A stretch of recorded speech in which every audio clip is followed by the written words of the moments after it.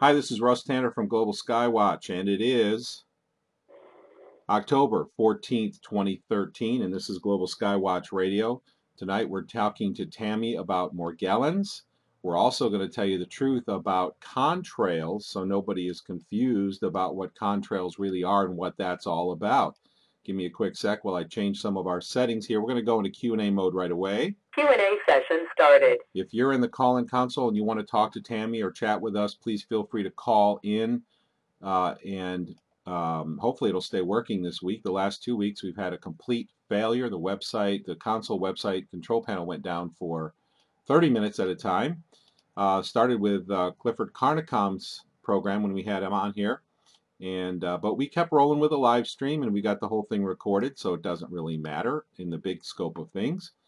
If you want to call in the console, please call 559-726-1300.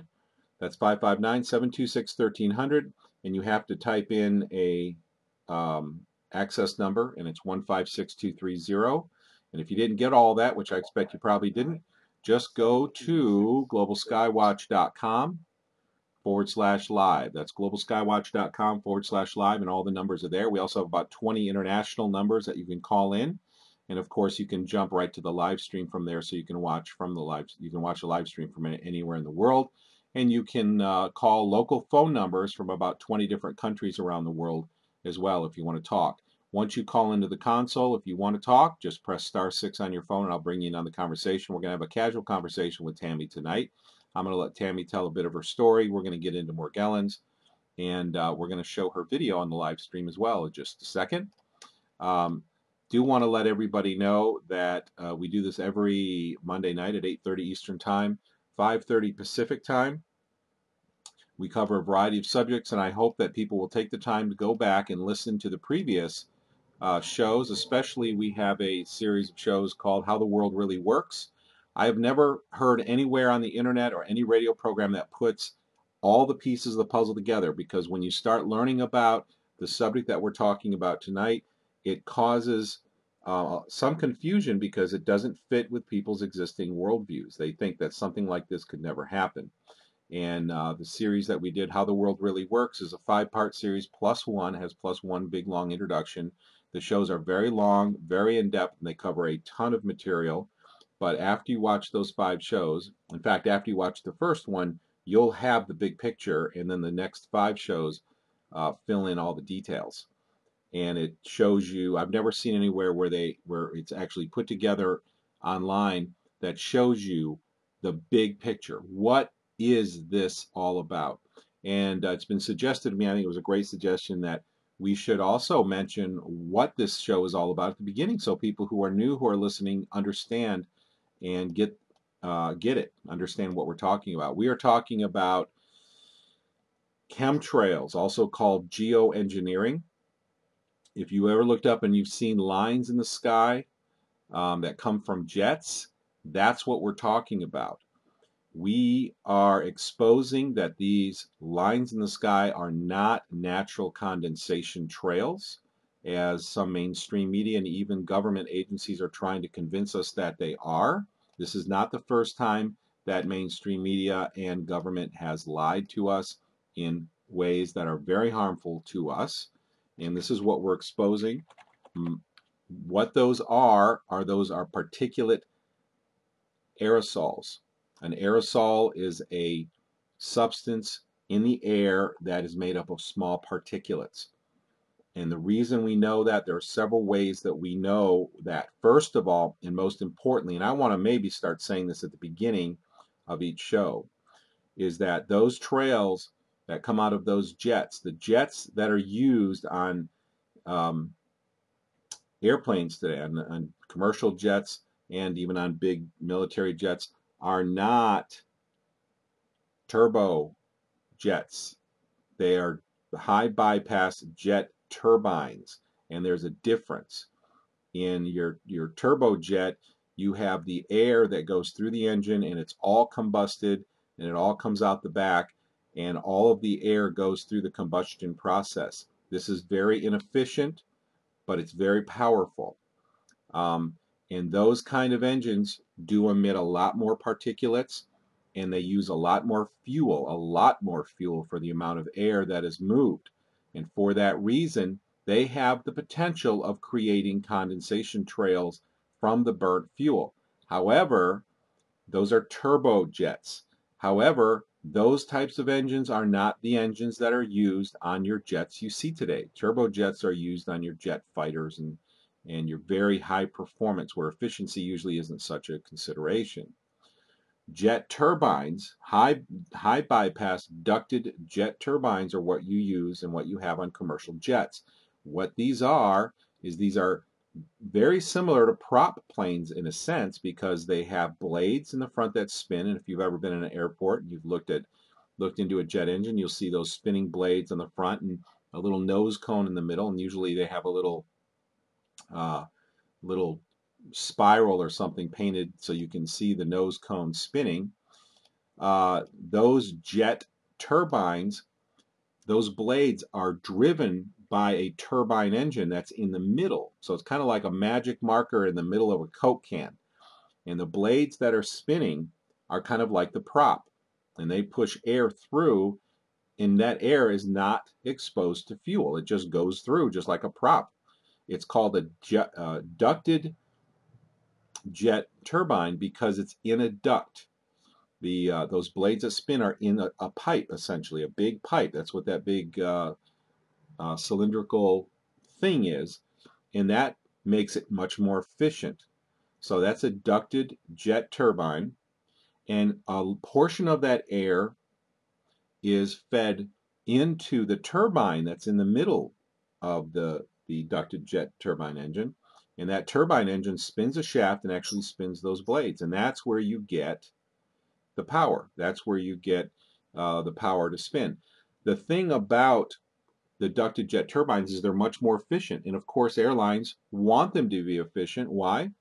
Because they want to save money on fuel. So the ratio of fuel to air that's moved, the ratio of air, to fuel is very high. In other words, there's a lot more air than fuel per unit of fuel than in a jet turbine. So you have the more air ratio to fuel you have, the less probability of creating contrails. In fact, the ducted jet turbines will not create condensation trails. The only time you'll see a condensation trail coming out of that kind of an engine is in, for instance, a Rolls-Royce Spey 512, for instance, engine, and some of the other 500 series made by Rolls-Royce. They're called the Spey series, Spey 500s. They're used on an airliner called the BAC 111.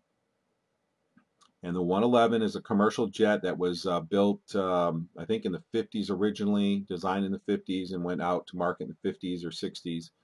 Might have been 50s, I believe, if I remember right. It's quite old. There's probably only about 50 of them in service anymore, if that. Most of them are not in the United States. Those Spey 512 engines and a few of the other Spey 500 series use water injection, which increase the probability that they may produce condensation in the outside of the engine, and the output side of the engine. But the condensation you'll see will be very, very small, short, and it will be usually only produced at high altitudes where it's cold enough, and you won't see them from the ground.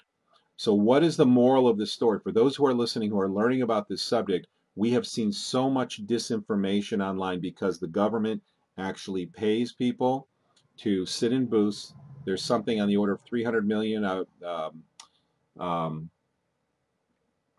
Hillary Clinton actually was lobbying Congress last year, 2 years ago, for hundreds of millions of dollars for disinformation programs. And it was done under the guise that these disinformation programs would be targeted towards foreign countries.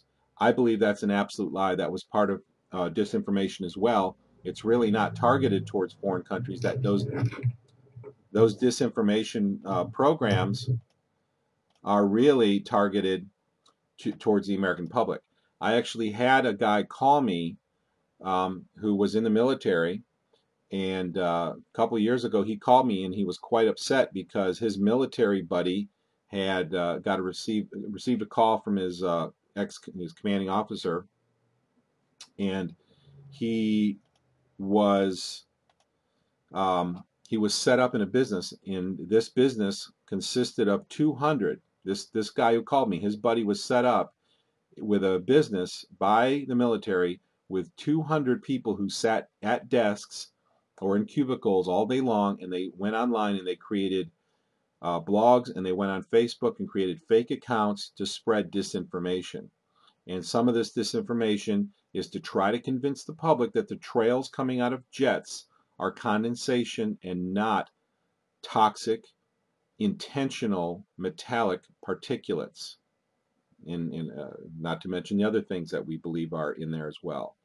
This is a disinformation campaign targeted against the American people, and I actually had this guy call me and tell me about this. The reason this is so dangerous is because these aerosols make people sick and can eventually kill you. And over long-term exposure, especially more sensitive people, they certainly shorten your life, because we know scientifically that the more particulates you breathe and the smaller they are, the shorter your life is. That's scientifically accepted across the board. So they're shortening your life, they're killing people, literally, and they're covering it up. And they're using disinformationalists to do this. Your tax money is paying their salaries so that they can cover up this crime against humanity. That's what this radio show is about. It's about those trails we're seeing in the sky and the dangers that they cause. This, by the people and the scientists who have looked at this subject and have found what's going on and seen through the disinformation, it's almost universally accepted as the largest threat to life on Earth that anything we've ever experienced. This is a huge deal. And we should not have, 50 or 100 or 200 or 1,000 people listening to radio programs that talk about this subject. We should have 50,000, a million, 2 million, 5 million. This is the biggest news, the biggest threat, and there are so many people sick and suffering today, I believe, as a result of these chemical aerosols. I am one of the lucky few people who are sensitive enough. I have a very sensitive sense of taste and smell. I smell them and taste them. I remember the first month they started spraying us heavily and daily. I lived in Jamestown, New York, and I could not function. My joints hurt, got a terrible headache, my mind started spinning. The symptoms were identical to mercury poisoning, and then there were some additional symptoms on top of that. That's what this radio program is about, is exposing this crime against humanity. All of these programs are archived so you can listen to them later, so I hope you'll share them with other people. But I hope that we know that over the course of time, thousands of people are hearing these programs, and our Facebook group is growing very quickly. We have over 12,000 people in our Facebook group. It's called Chemtrails Global Skywatch.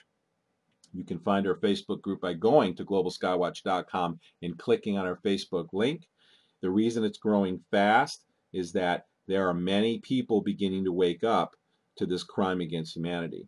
And the other thing that people have to realize is when a government commits a crime of this size, they will do anything to cover it up. There is no limit. They will go back and alter movies and inject chemtrails into those movies to try to make you think that they've been around forever when they really haven't. Not to say that there aren't some legitimate trails in a few old movies you'll see here and there, but those are not commercial jets. For instance, Lassie was filmed near the Skunk Works, which is the Lockheed Martin, well, it was Lockheed at the time, and they did a lot of jet testing and various engine testing there. So there's a program, a Lassie show, where you can actually see a trail in the background. But of course, when you film or video, film, because Lassie, of course, was in the age of film, program near Skunkworks, you're bound to see something going on in the sky from time to time. But we did not see these trails all over. And in the schools today, they're trying to normalize. It's called normalization. They're trying to teach the school children that these trails are normal, they're common, and they've always been around. And the part of the lie where they say the trails have always been around is called normalization. They're actually trying to change history. They're saying history, there were trails throughout history. There were not trails throughout history. The only trails you saw were either from turbojets, um, the actual real jet engines where all the air goes in through the compressors and is ignited. So they're very inefficient, but they're very powerful. Not high bypass turbofans. You don't see trails come from high bypass turbofans except for a handful, very, very small number of water injection turbofans, like I said a minute ago. The other thing I want to say, so anyway, in the big picture, there's a tremendous amount of disinformation. If you're listening in this program, you're new, you don't know about this, you have to understand that it's very easy to get confused about this subject because the governments of the world are working, colluding together to confuse the public, to cover this up. And I have heard, like I said just a minute ago, from people who are part of that cover up or personally know people who are engaged in that cover-up. Final thing I want to say before we get on our subject tonight, I'm really glad you all joined us. This subject, there is nothing bigger, nothing else matters. If this continues, the plants are dying, we're getting soil contamination, we have air contamination, we're getting water contamination, we're getting the development of exotic diseases, one of which we're going to talk about tonight. Nothing else matters. That's why this information in this program is so important.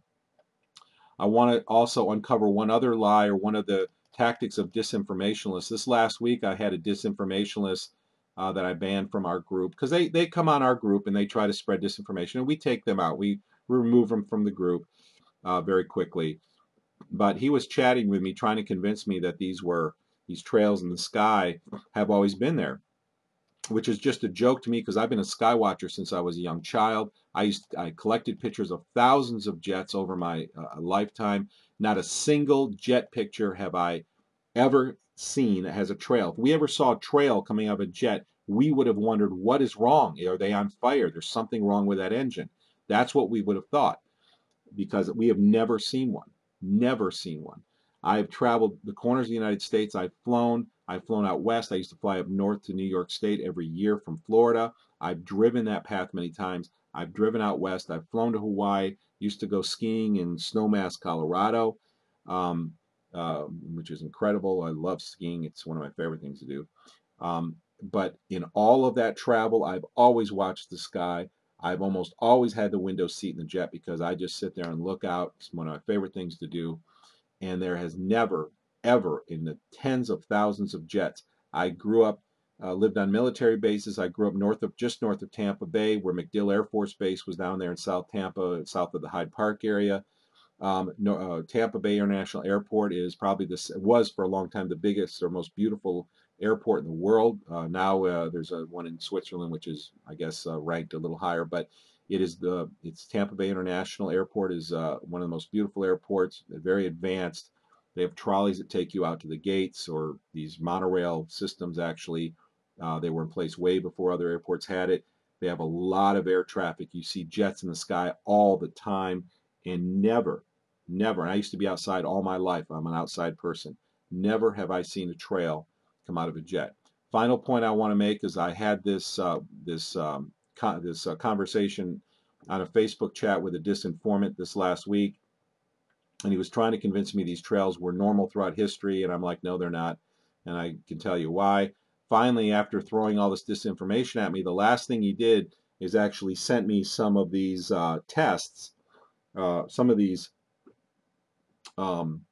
documents that actually show testing and patents for contrail suppression technology, where they were trying to get the engines not to produce condensation trails. And that is supposed to be evidence that jet engines produce condensation trails, justifying the inundation of our skies. And I responded by saying the contrail suppression technology was all aimed at turbojet engines, not high bypass turbofans. And the reason for that is because turbojets are the engines that have the potential to produce condensation because of their inefficiency, their high fuel to air ratio. All of the air goes through the jet and is combusted. So you have a lot of fuel mixed with the air. So you've got a lot of particulates and you've got a lot of moisture. Still, usually, the vast majority of the time, you don't see the moisture. In fact, almost never, even at that level of inefficiency.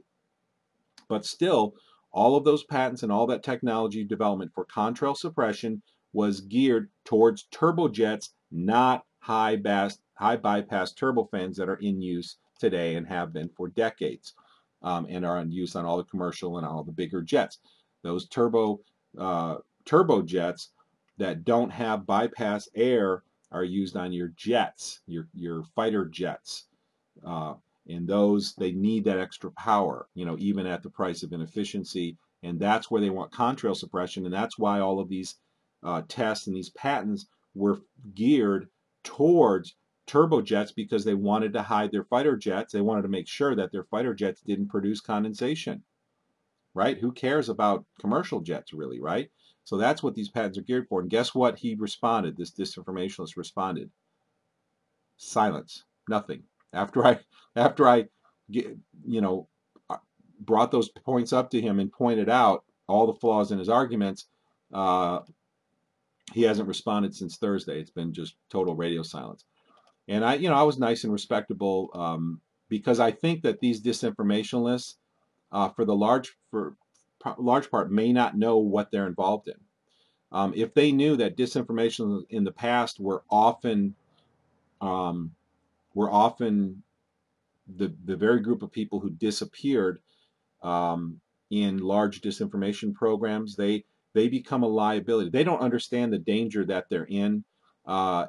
They may believe they're doing the right thing.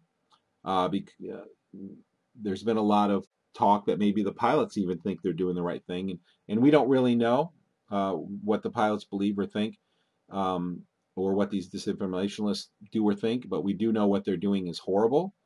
And so we need to let these people who are performing this disinformation know two things. Number one, the information they're spreading are lies. So if they've been convinced that it's true, just like our school children are being taught that high bypass turbofans create contrails, which is a lie, we need to tell them that's a lie. And number two, we need to tell them that their life may be in danger, because historically, disinformants are the first people to be eliminated from regimes, because they become liabilities once the truth becomes known. So if you're a disinformant, you're in danger. You should not be doing that job. If you value your life and the life of your family, get out of it, get away from it, and don't let anyone else be involved in it that you care about, because you will be a liability when the truth becomes known, because you are aiding and abetting the largest crime against humanity in the history of this planet. Period. So I hope that clears it up for those who want to know about turbojets, high bypass turbofans. They're beautiful engines. I love the technology. Turbofans are very cool. It's been around for a long time. They've become more efficient. And that brings to mind one last thing I want to say before we talk to Tammy. And that is that the other argument that I've heard, in fact, the last 2 weeks ago, I heard them on the radio, these disinformants, and they all come with these same arguments. Which tells me they're all coming from the same sources. I mean, their arguments are all unified. The other thing that they come out with, there's actually two arguments. One argument is they say that the reason why there's more trails today than there used to be is there's more air traffic. And number two, which is that's just ridiculous. I mean, of course, there's a little more air traffic, but it's not suddenly. You don't go from no trails to inundated skies because there's a little more traffic. So that's just ridiculous on its face. But the other argument they say is that the newer engines are more efficient, so they burn the fuel more cleanly, therefore producing more water vapor at the output. Even though there is a spark of truth to that, the newer engines are much more efficient. So even if you get a 0.1% cleaner burn, you have a 25% increase in the efficiency of the newer engines, meaning they burn less fuel per the amount of air they move. The way that an engine produces thrust is it moves air, pushes air out the back of a high bypass jet turbofan. What you want to do is you want to use as little fuel as possible but keep the same amount of airflow. That's called efficiency. And the more efficiency you have, the more thrust you have per fuel. Your fuel costs go down. And that's what airliners want. They got to keep their fuel costs down. So these new engines actually use less fuel, considerably less fuel, which makes them even less likely or less capable. They're incapable of producing condensations to begin with, But the fact they're using less fuel makes them even more incapable of producing condensation trails. So this argument that the newer engines are more efficient so they burn more cleanly is absolutely ridiculous. The decimal, the fractional increases in burning efficiency is way counteracted, is very much uh, um, counteracted or opposed by the fact that you're using much less fuel. And the newest engines are 25% more efficient, meaning they're using 25% less fuel than they have previously. And finally, the other thing I will say is that in order for condensation to form, you need a vacuum. And I went in detail when we've got to do a show just on this, a nice short 1 hour show one day. I didn't mean to take so much time talking about this. But you need a vacuum, which is why in a very moist day, when your engines are spinning up, when you're on the runway and you're accelerating, you'll sometimes see a little cyclone of condensation appear on the intake of the engine because it's a vacuum. What you have at the output of a high bypass jet turbofan is you have pressure. The higher the pressure, the less likely you have condensation. And you need coldness. You need the water. You need hot water, which can hold a lot of moisture, to become cold. But the problem is the air that goes through a turbofan is heated. I mean, at least the part of it that is that actually gets combusted through the engine, through the turbine engine. It's heated. So you've got everything working against the formation of contrails, which is why you don't see them, which is why historically contrails are extremely rare. You've never seen them, and if you have seen them, it's either been an early chemtrail test, or it's been a jet that is using a jet engine like the Rolls-Royce Spey 512s or some of the other 500 series, which use water injection. That's what we're talking about tonight. So please, if anyone has any confusion, this is how you shut down the disinformationalists, is becoming a little informed about it. Make sure that they don't spew their lies, because they're preying on ignorance. If we don't, and I understand the public shouldn't have to understand how jet turbines work. I mean, this is not something that we have time for. We're already busy and poor and trying to pay the bills and working 3 jobs as it is, and now we have to learn how jet turbines work so we can dispel this information. But this is part of the oppression that we're going under. If we can learn a little bit, just a little bit of basic information, we can dispel these lies. So thanks for being patient sitting through that, and I hope that anyone who encounters this disinformation will send people to the archive of this program that will be at globalskywatch.com/live, so we can dispel this disinformation that is teaching our friends, our family, our loved ones, and our children in the new textbooks and the school system that these are contrails. We want to dispel that lie, because we want people to be active. Why do they want to teach everybody that these are harmless condensation trails? Why? Because they don't want opposition. These children that grow up believing these are harmless condensation trails will never suspect that those metallic-laced, fiber-laced aerosols that are being spewed are the source of their illnesses, just like over the last 50 years, so many people, including myself, have been made sick because the public and the dentist never suspected that their amalgam fillings were giving off mercury vapor into your mouth, into your lungs, into your gastrointestinal system 24 hours a day, 7 days a week. And how many people got sick? I got tremendously sick from this. It got worse and worse until 2000. I had my fillings removed and my 17 physical symptoms and depression, fears, anxiety, all kinds of shyness, fears of public speaking, and all kinds of vanished, went away. And guess what? All of these symptoms began coming back in 2005 when the city I lived in started having spraying. Mercury soil levels began rising. Aluminum levels began rising, but mercury was one of them. But anyway, how long? For 50 years, people have believed and not even suspected that their fillings were the cause of this, because dentists the education system lied to the dentists just like the education system is lying to the children today. This is a crime against humanity. This is epic. This is historic, and people need to be involved. And this doesn't end at metallic aerosols. I firmly believe in 2010, because of my sense of smell and taste, they began emitting biological materials, because when they spray that type for 2 or 3 days, everybody, including myself, gets cold and flu symptoms. I do a pretty good job at battling it because I have a strong herbal background and we do herbal research here.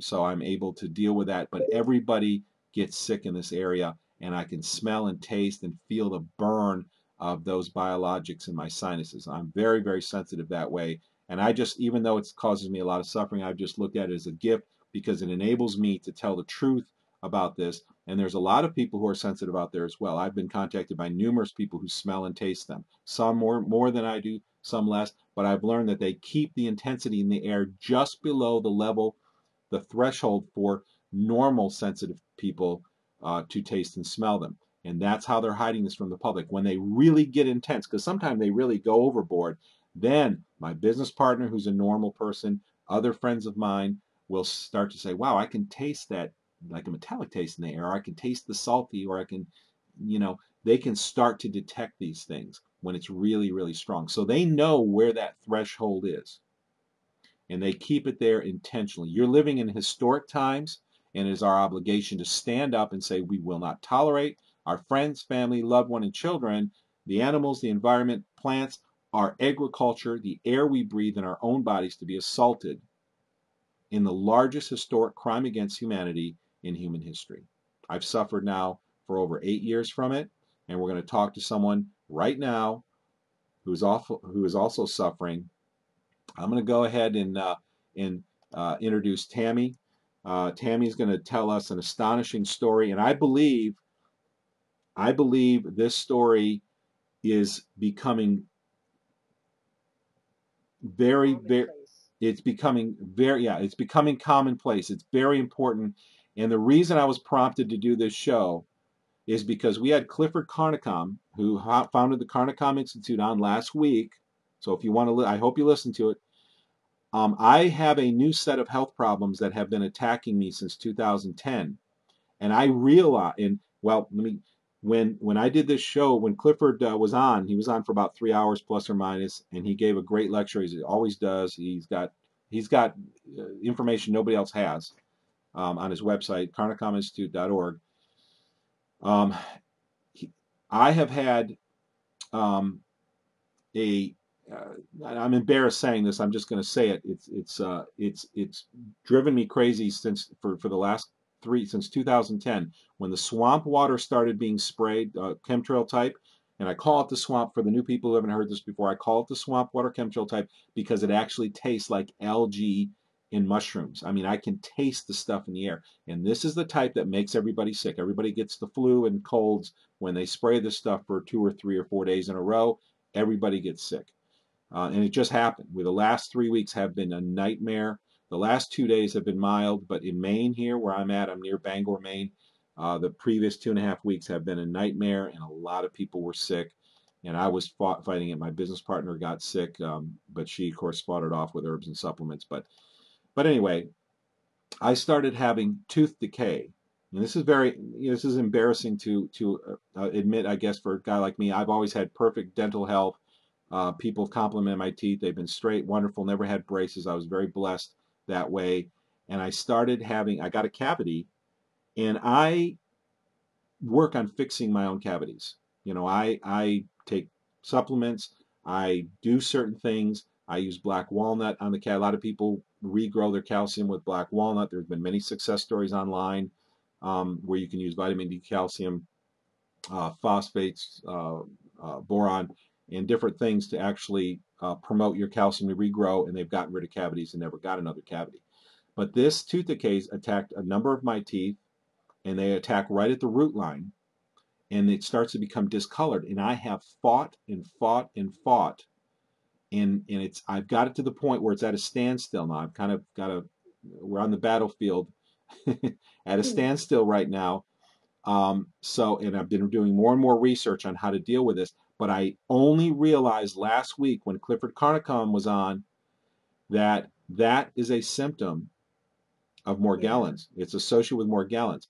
And what and I got into like a cold sweat when he started talking about. He didn't talk about that particular aspect in detail, but he kind of he went through. He it passed by as he was lecturing, and I remembered that in Jamestown, right after they started spraying in 2005, in November 2005 is when they started the daily spraying. They were spraying before that sporadically, I think, to get people used to the trails.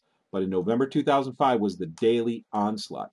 And what happened is I started, and this just shocked me because it all came together with Clifford's lecture.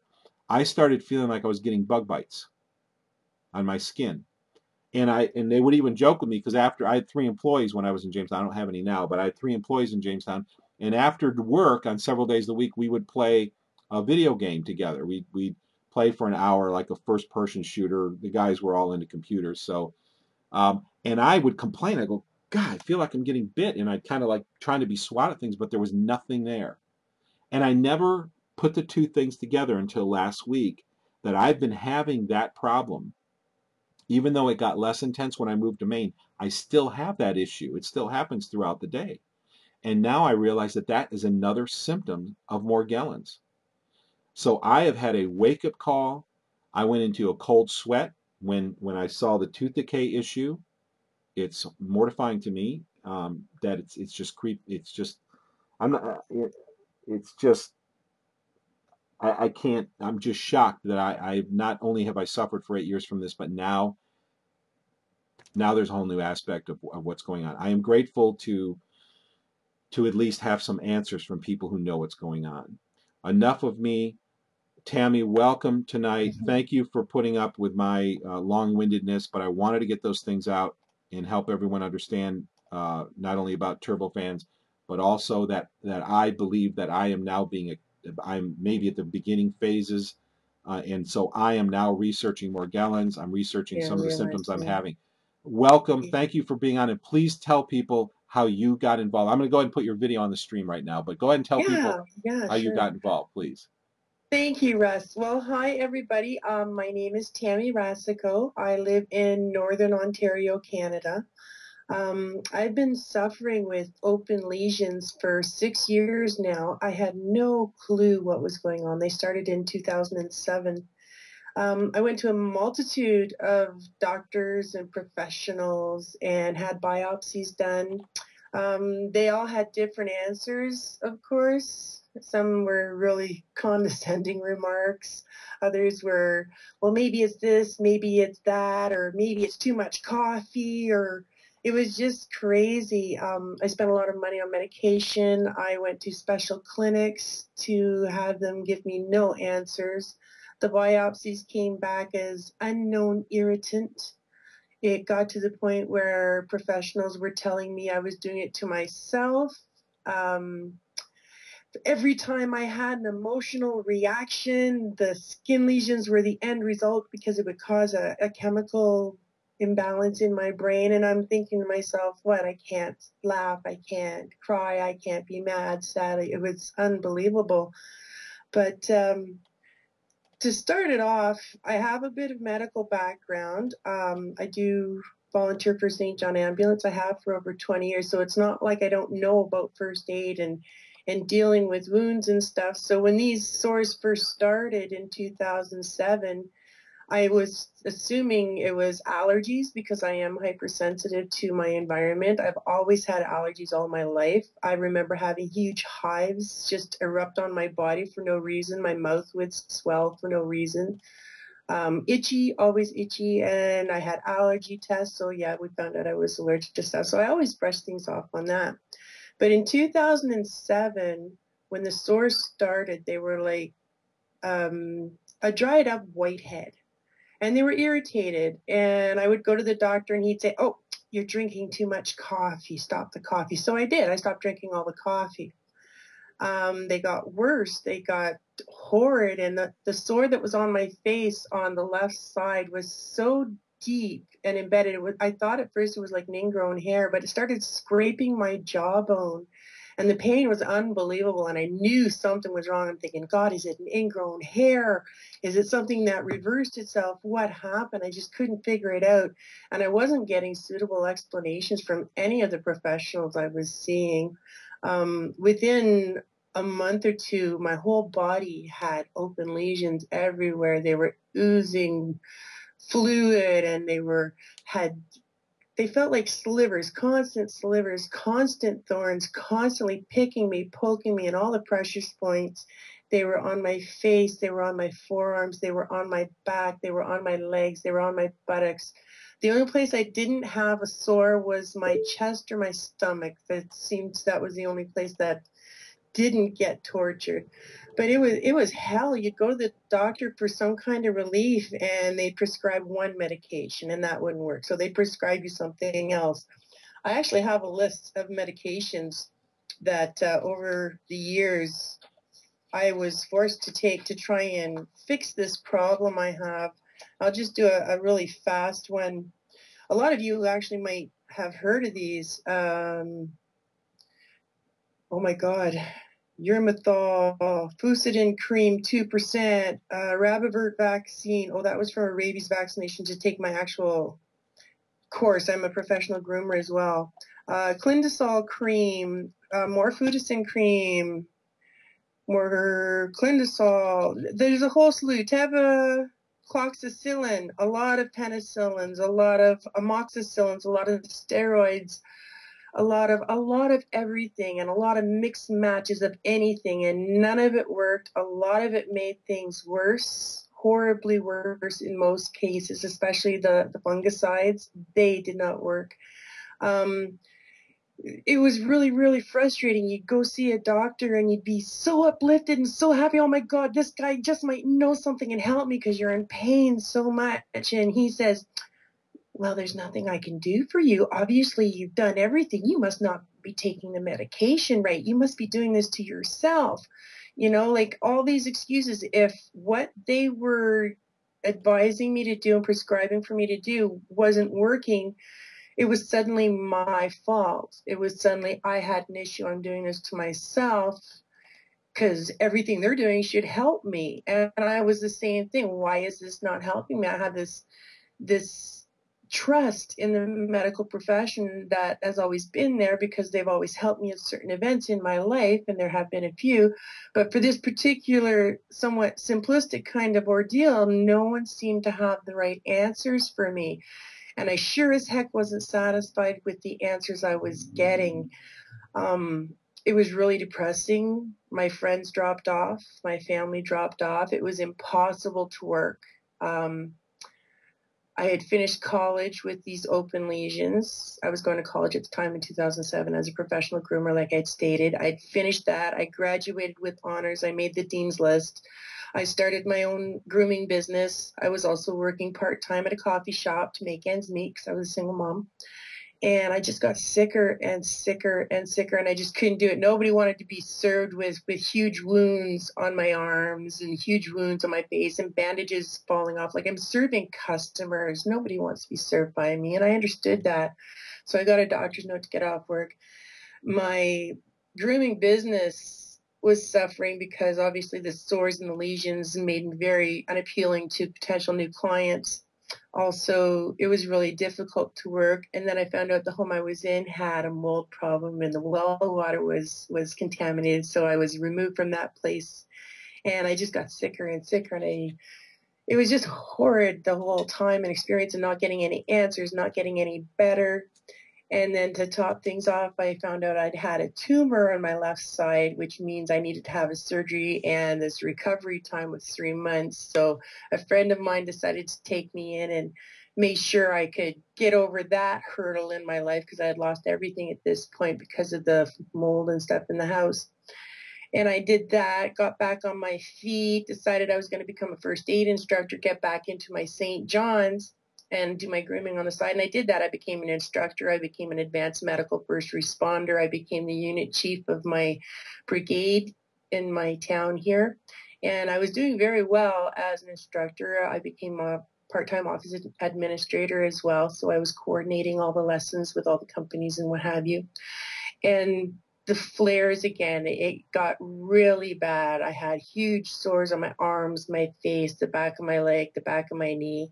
I had some of my students would ask me if I was actually advertising bandages for St. John because I would cover my arms or try and put makeup on my face, but they would always crack and stuff, and sometimes they'd bleed, and my students wouldn't tell me. I wouldn't see the blood dripping down my face till I got to the bathroom. And they were also polite but also horrified at the same time. They'd always ask me, well, what is it? And I have no idea. Nobody can tell me what it is.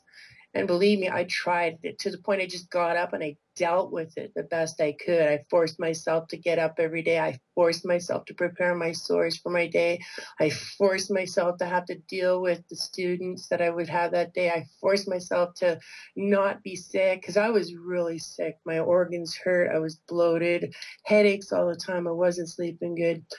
And it got to the point where I could no longer do my job. I couldn't concentrate. Part of my job is a lot of physical stuff where I actually have to demonstrate rolling a body over from the face up or face down position into the face up position. So there's a lot of moving and twisting and bodily movements, and it would irritate the sores so bad that I was just tortured almost in tears, and I couldn't do it anymore. So I had to give up the job. But before I had given up the job, my supervisor said, because she really liked me and she noticed the sores, and she's very concerned and always asks me, well, Tam, what is it? What do they tell you? And I tell her the same thing.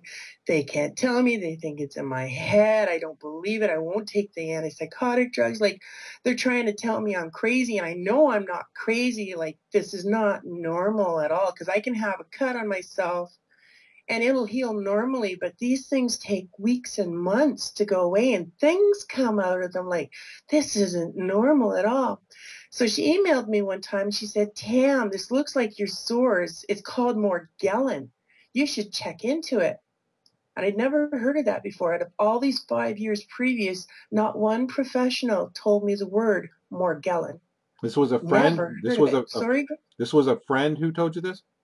This was actually my supervisor that from work that had met me and said, this, check into it. This looks like your sores. Do you know how Do you know how she heard of it? No, I really couldn't tell you. I think, oh, yes, I do. As a matter of fact, she has a friend that's really interested in weird medical stuff.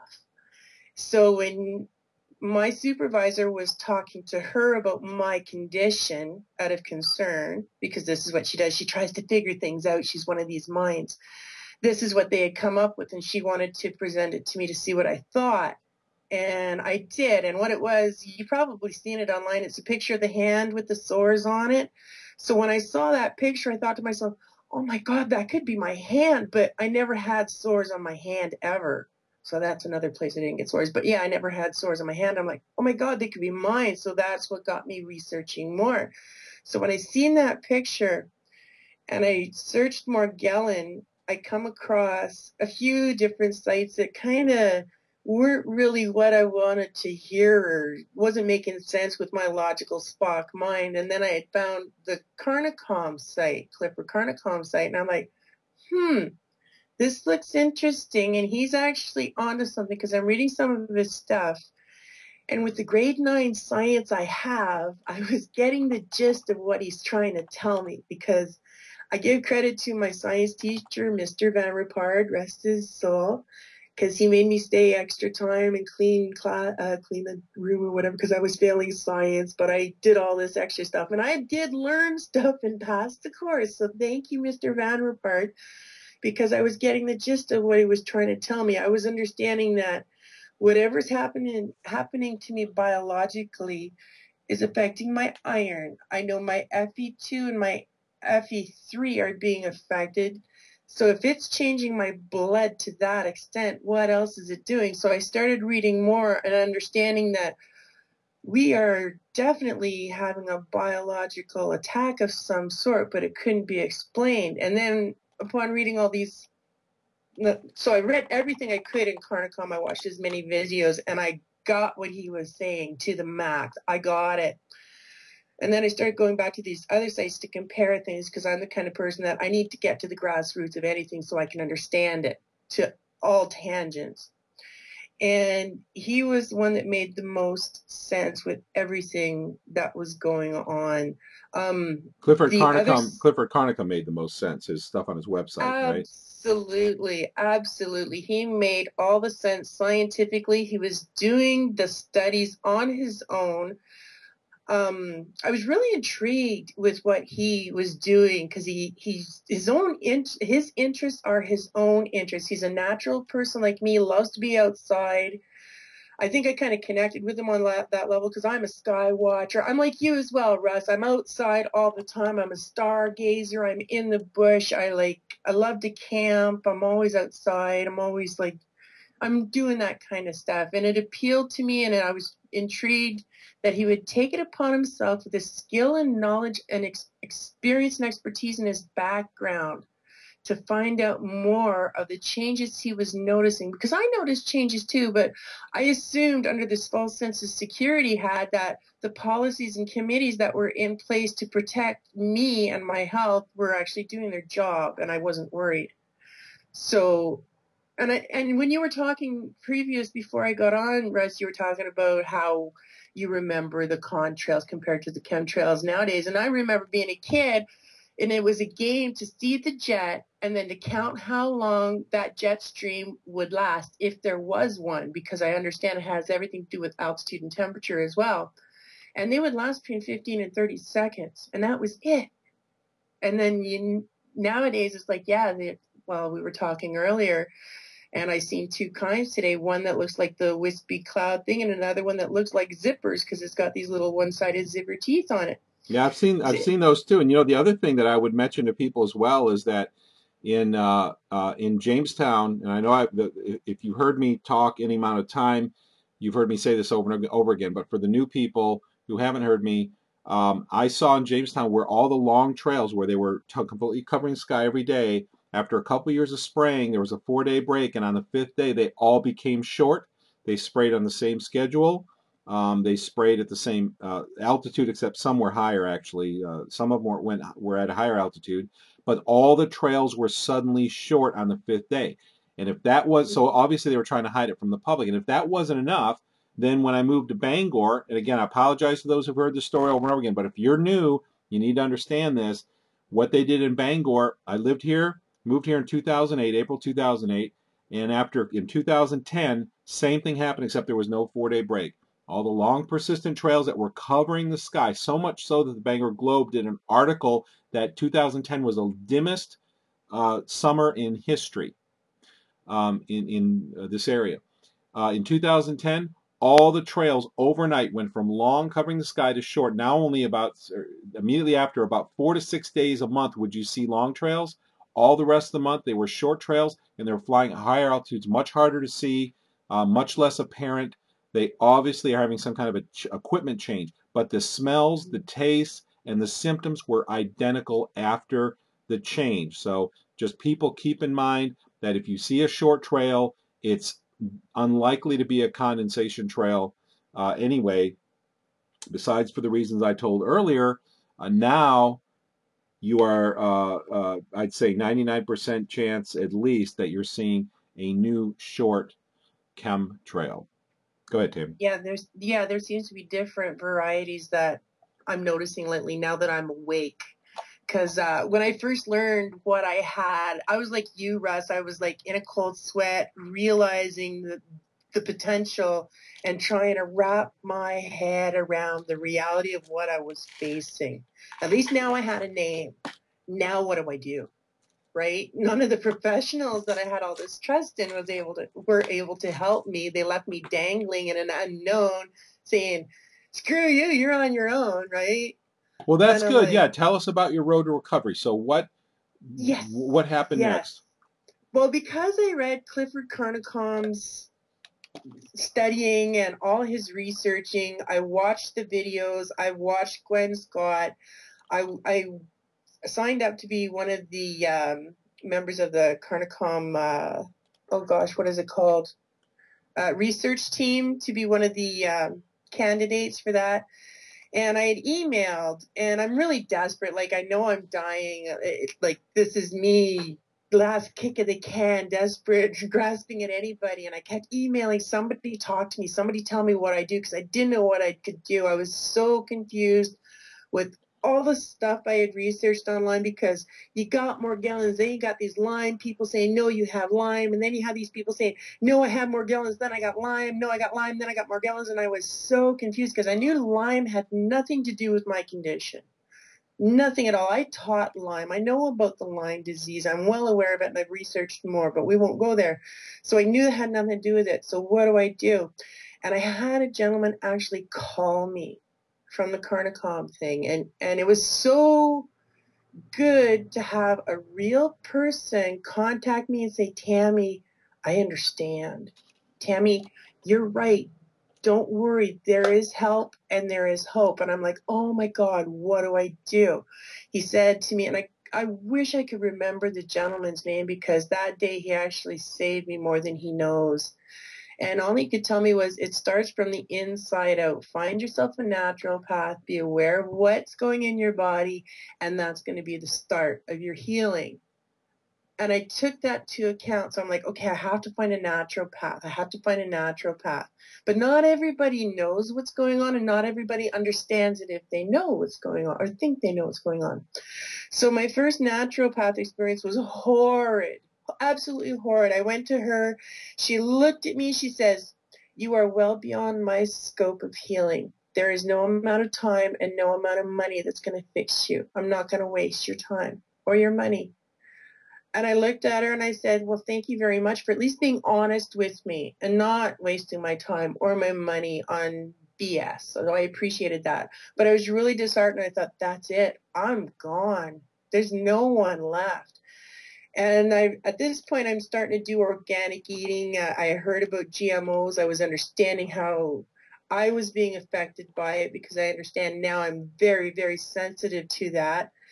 And I had gone into an organic food store, and I was talking to them, because obviously you can see by my face the sores, but they were way worse than what you see now, believe me.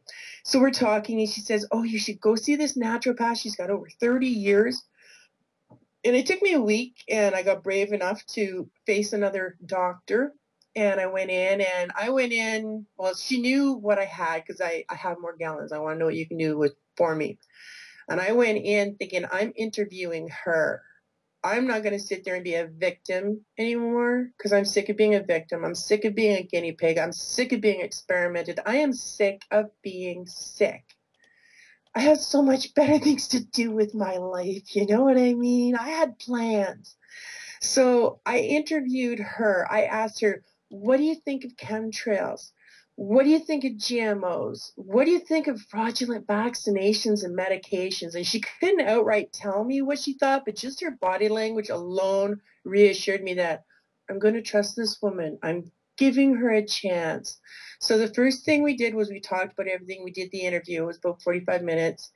And she asked me weird questions a doctor normally would have, like, what time is this? What time do you feel the pain? And how are your night sweats? And I'm like, woo, you know. But I understand why she did all this, because it's 8 months now, and I'm 1,000% better than what I was when I started this kind of little journey that I'm on. Because after that initial visit, she prescribed for me organic sulfur. And we've been tweaking that every now and then. She also told me that for detoxification, because my body's still very, very weak. My organs are really delicate state. The Herxheimer process could outright kill me. So I have to be very, very careful and slow on my healing. So fresh lemon and water every morning to purge my system, get my endocrine system going and filtering, because we're so inundated with this over toxicity. Our bodies just weren't adapted to filter through. So that helps. The organic sulfur, when she tells me, we watch my skin as it goes, and she'll tweak it according, because I go once a month. We have done amazing work. Like, I flare, which I understand is the Herxheimer process. This is what I call it, flaring, when the sores get really bad. But that's because my body has now gotten strong enough to push out more of the toxins and stuff. With my research, on how to save myself when nobody else would do it. I learned some amazing things about our body. The first one, well, through Carnicom, understanding that we are being biologically affected. It's affecting our autonomic systems. Autonomic system means I'm breathing without thinking about it. My eyes are blinking without thinking about it. My body is automatically adjusting its temperature control mechanism without thinking about it. These are autonomic control mechanisms my brain has control of. I don't have to think about it. They automatically do it. That is being affected. The hypothalamus is being affected. The thyroid gland is being affected. The liver is being affected and enlarging. Our blood is changing. Our whole biology is changing. And it's not just the humans, it's the plants and then the animals. I'm sure we've all seen the stories about the polar bears with the skin lesions, the seals with the skin lesions, the bats with the skin lesions, dolphins with the skin lesions. People with the skin lesions, like there's a biological problem happening that you're right, Russ, everybody's ignoring, and we need to acknowledge it because it's affecting more than just us.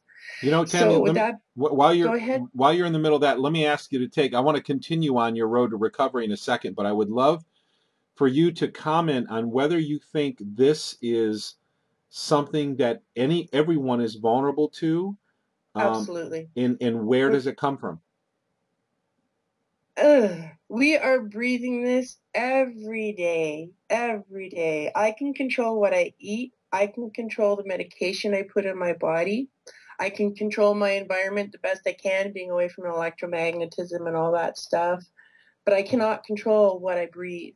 And that is the start of the biological dysfunction.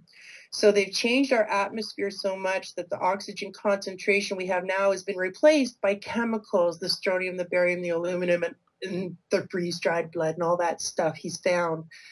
So we're not getting as much oxygen. So that is degrading our body. And then you introduce... So Tammy, I'm sorry to interrupt you, but the freeze-dried blood, I would encourage people to go to Carnicom's website, and I'm beginning to do this now. I've had him on the show like 4 times now in the last couple of years. In fact, I think he was the very first guest we have, possibly, or actually maybe that was Dane, but he was. I've been able to catch a couple of your shows with him actually. So freeze dry. Well, let me talk about aluminum for a second. Aluminum is actually used in some new technologies where aluminum binds to oxygen very rapidly. And so what they're doing is they're using aluminum nanoparticles. They mix it with water. The aluminum scavenges the oxygen, and guess what it leaves?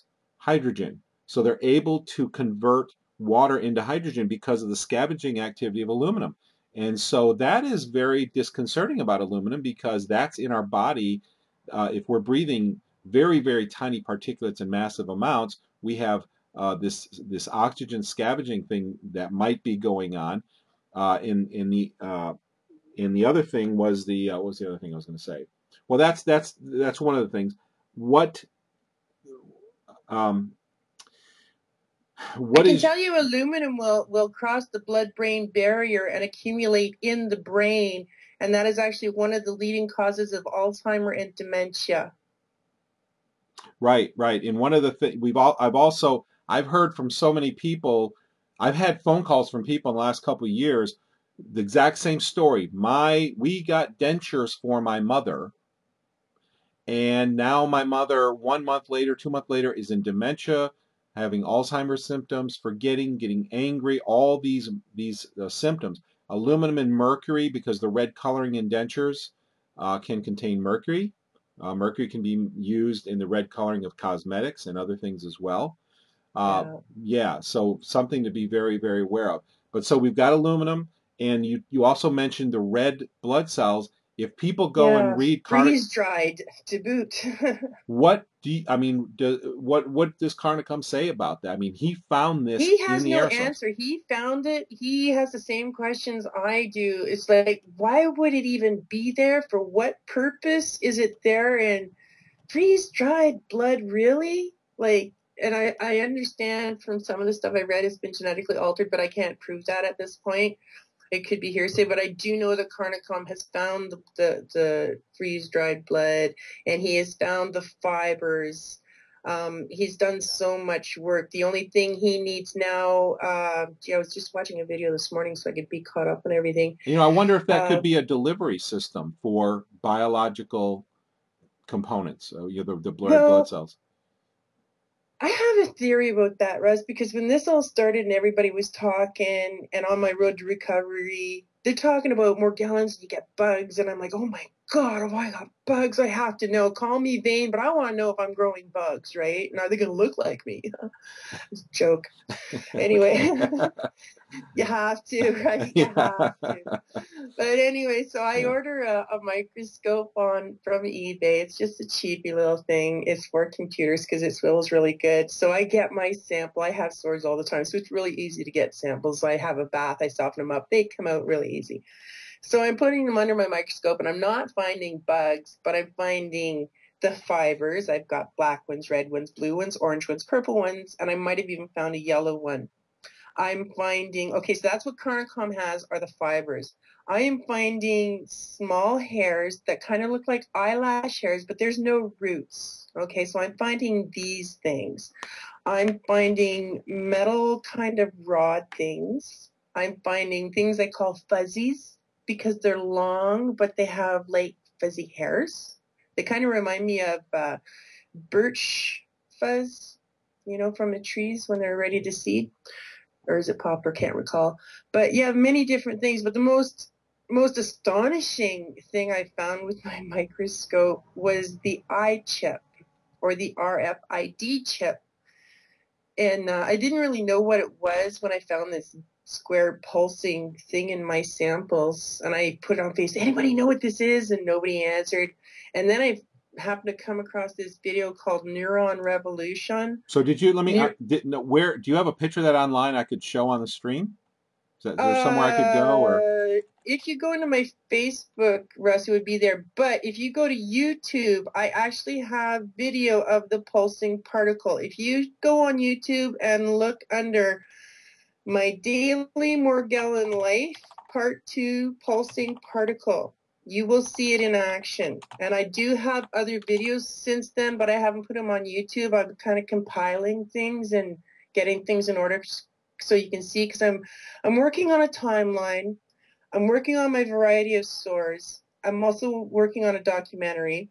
I gave up my radio show because of technical problems.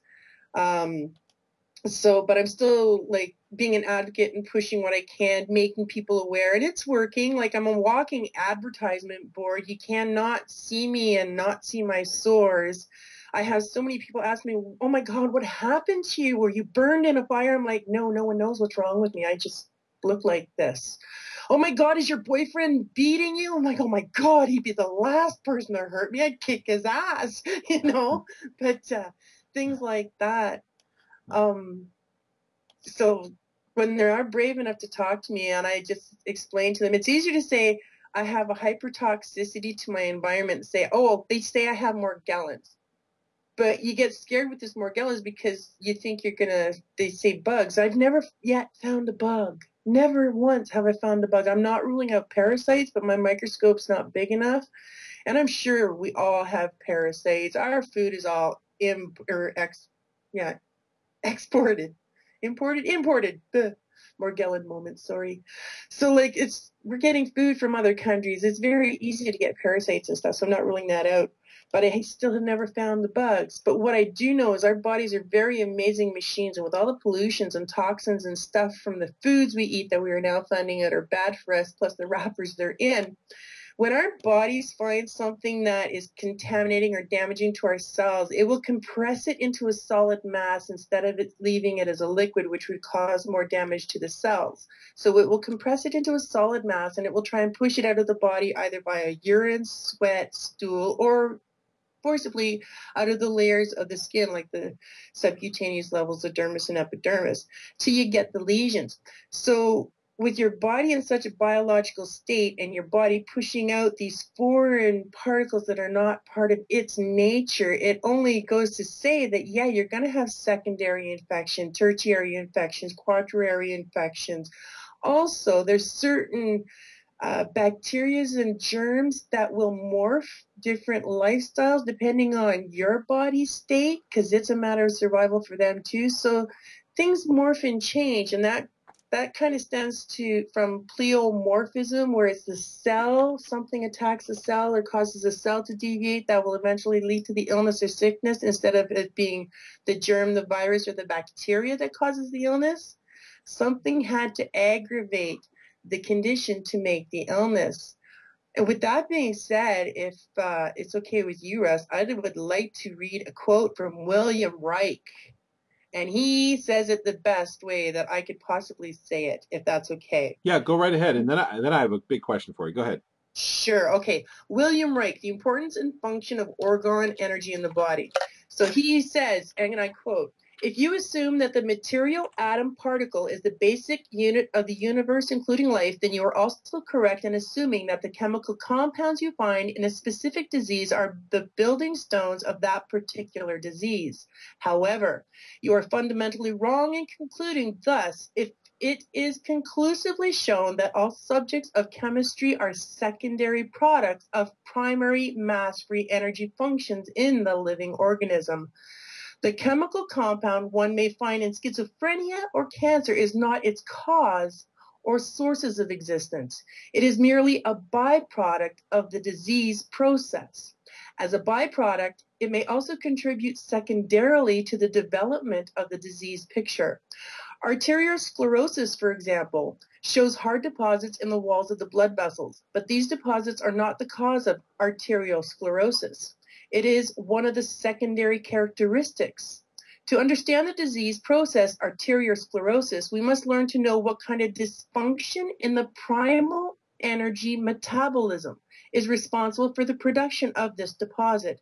Could it be that chronic contraction of blood vessels will necessarily change certain mass-free preatomic orgone functions, such as door into melanor, and then possibly into calcium mass? This opens the door for us to the functional preatomic bioenergetic aspect of disease. So what he's saying there is whatever is happening to the biological cell to make it affect and cause the illness of that particular disease. Does that make sense? Yeah. And I got this from, I'll spill the beans. I got this from an article that I wrote in Positive Health Online. It will be coming out November the 7th of this year. Yeah, November 7th. So you can check that out. All right. Yeah. One thing I find over and over again is we're inundated with medical information today, and being that we're always involved in herbal research, we have a lot of kind of insight on excuse me, what's going on here. But we have article after article that is saying, oh, well, this disease is associated, and there's this word associated going on everywhere. It's associated with, oh, you're not getting enough sleep. Or did you know that thyroid problems are associated with you having a certain habit when you're younger? Or that they have all of these associations, and yet the amazing thing I find is that the vast majority of disease narrows down to a very surprisingly small number of causes, I believe, when you start really narrowing it down. But the big question I had for you that was I wanted to get back to it, but I wanted to let you talk. What about this RFID thing? I mean, you kind of went through that pretty quick, and I'm like, oh boy, yeah, okay, everybody's got to wonder. The RFID chip. That's called smart dust. I have paperwork on it because I did find out more on it when I researched it. I found out that. But you saw a pulsating in you. You found a pulsating. Yes. And what did that? I've got this video queued up. Is there a picture of it in my daily Morgellon life, or is it hard to find? Oh, just the pulsing particle one. You may see a still picture of it in the daily Morgellon one, but I wouldn't know where. Oh, okay, all right. But the video itself can show you the. Do you have it queued? Do you want to throw it up there, Russ? I've got the my daily Morgellon life. Do you have a microscopic shot of the RFID one, or the pulsating one? Be somewhere in the first one, but there's a whole slew of pictures in there because my daily Morgellon life is me, the sores, the different materials I pull out of my sores with me talking, and you will see a picture of the square, but you wouldn't recognize it because I was able to, once I realized what I was looking at and it was pulsing and that's what brought my attention to it, was I kept seeing sparks in my sample. And what is that? And that's when I realized, oh my God, it's a square. And then I started finding more of them in different samples. And that's when I started videotaping them. And these are coming out of the source. Yeah, and my best samples, I blow my nose. I just did it last week. I don't know why I never thought of it sooner, but the best samples come out of my nose on my Kleenex, and I know it's gross, but I'll smear it on my white paper, and I'll get my handy dandy microscope, and I get the best, clearest samples of these square pulsing particles that are eye chips made by Free Vision Technologies. They are, my particular unit looks like the unit CET5500, which is a professional team supplying solution suggestion. It is an RFID what is that chip number? made by Hitachi. What is that number again? Let me look that up and see if I can get a picture of it. Yeah, okay. Actually, I have all kinds of pictures of it. It is CET5500. This is by Free Vision Technology. Now, I've checked the site again. They've pulled the site down, but there are other sites, and I see they're not offering, they weren't as open about their products as they are now. Okay, and this is since I started talking about it. I just did a search for that, and it came up to Alibaba.com, which I recognize. This is like an Indian import company. I guess what you can buy these things by the pound. It's like 30. Well, this particular company, Free Vision Corp, was Winker Wang in Shanghai, China. I even have his number here, Russ. And yeah, they were less than 10 cents a piece to buy. They're made by Hitachi. They're 0.15 by 0.15 millimeters, and they had GPS capability. Mine is called an MU chip made in 2003 called Smart Dust. It was either sprayed, absorbed, taken in food, drink, or injected. They are 0.5 millimeters squared. They are 60 to 150 microns thick. There are two kinds. One has an on-chip antenna, which is 1 centimeter communication distance. The other is an off-chip antenna, which is 50 centimeter communication difference. They are read-only 128 bits. They have a 21, they have a hertz anyways. Communication frequency is 2.5 gigahertz. Oh, they are less than, like I said, 10 cents. And I found it also particularly interesting. It coincided to something I read by Wireless Communication Group about dispersed cooperative wireless and nanoscale networks. So this was me researching why I had this little square pulsing particle thing, and this was the information I found. Wireless communication research projects disperse cooperative wireless and nanoscale networks. Due to the inherent broadcast nature of the radio channel, wireless communication systems engineer mutual interference. The traditional design paradigm for wireless communication systems is coexistence, where the amount of interference between different systems is controlled by fixed or slowly adaptive radio resource allocations. A recent development is cognitive radio, which tries to dynamically reuse spectral resources on a shorter time scale while maintaining an acceptable level of interference. Cognitive radio is, in that respect, may be considered a fast avoidance technique. Cooperative wireless does the contrary. Here, the co-located wireless systems are considered a wireless entity of heterogeneous nodes rather than a collection of interfering systems. Such interference is not considered as disturbance, but rather as signal, which may improve the communication of all nodes in range. This paradigm shift is comparable to the recent drastic changes of the perception of multipath propagation, once considered a major impairment that leads to signal degradation due to fading in frequency selectivity. It is now known to be the key enabler to MIMO wireless spatial multiplexing. While coexistence is based on a system-level perspective, cooperative wireless puts forward the notion of heterogeneous wireless node. Most wireless nodes comprise typical analog and digital signal processing blocks such as frequency synthesis, down conversions, filters, etc. In the long term, we anticipate another major paradigm shift as the system becomes more dense and node separation is no longer much larger than the wavelength. The functionality of a classical wireless node may be dispersed into spatially separate subnodes, which communicates with each other through the wireless medium, including near-field coupling effects. The capabilities of this community of subnodes depends on their random aggregation, and we have to design signaling and protocols in such a way that evolutionary growth of collective capabilities is enabled. An important application area of these schemes are nanoscale networks.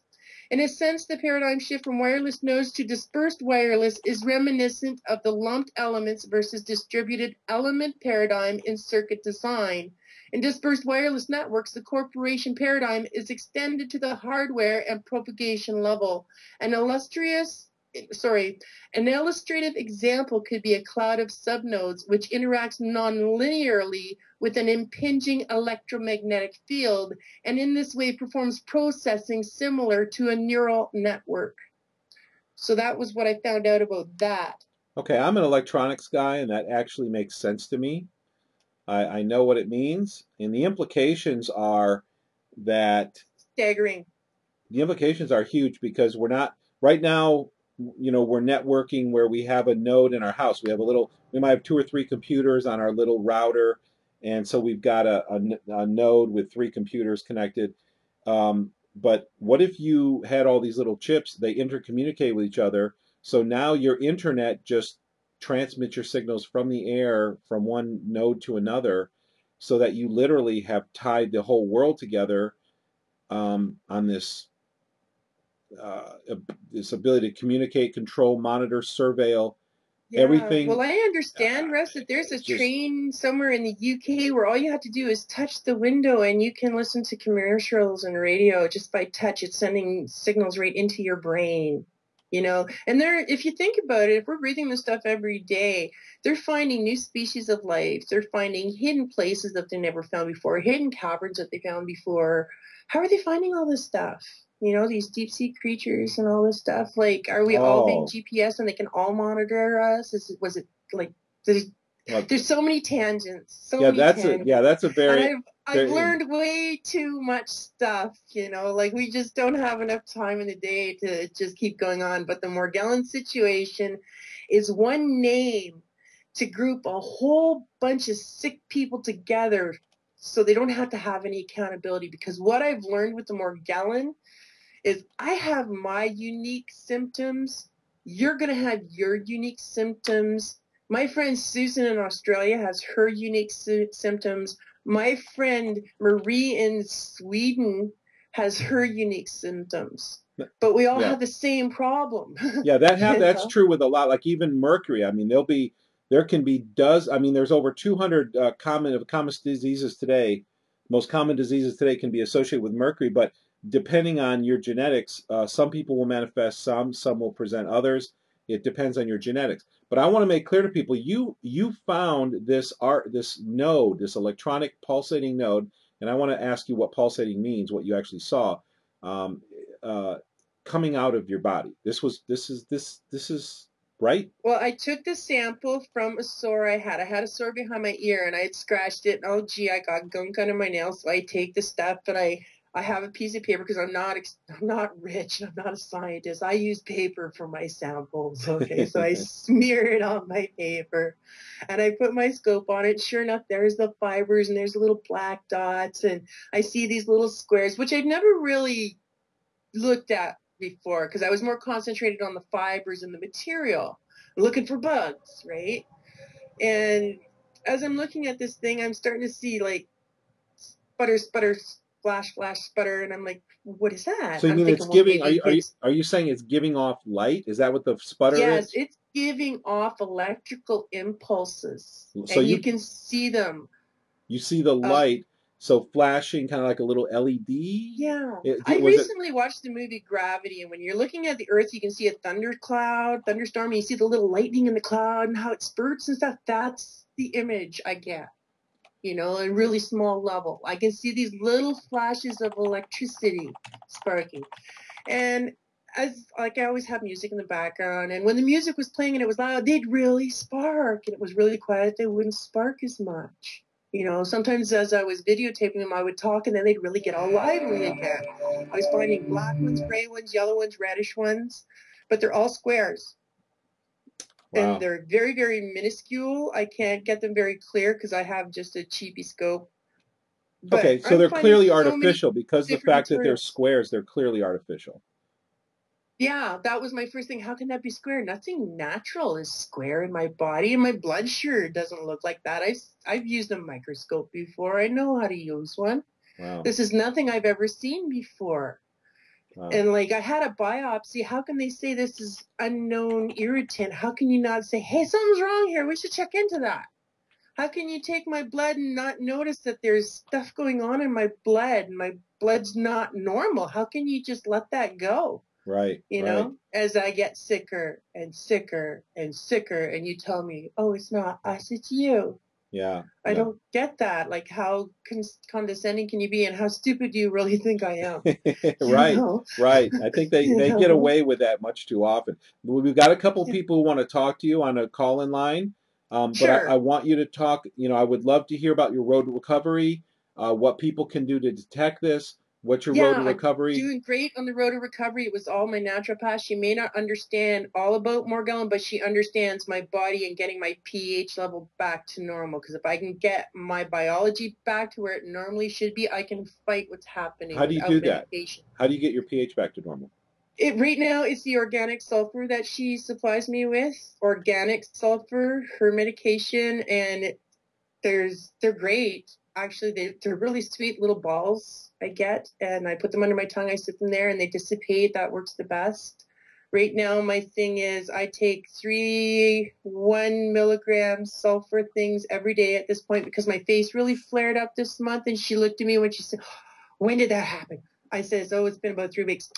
Well, let's just heal your face, she said to me. So we tweaked my sulfur, and this is what it is right now.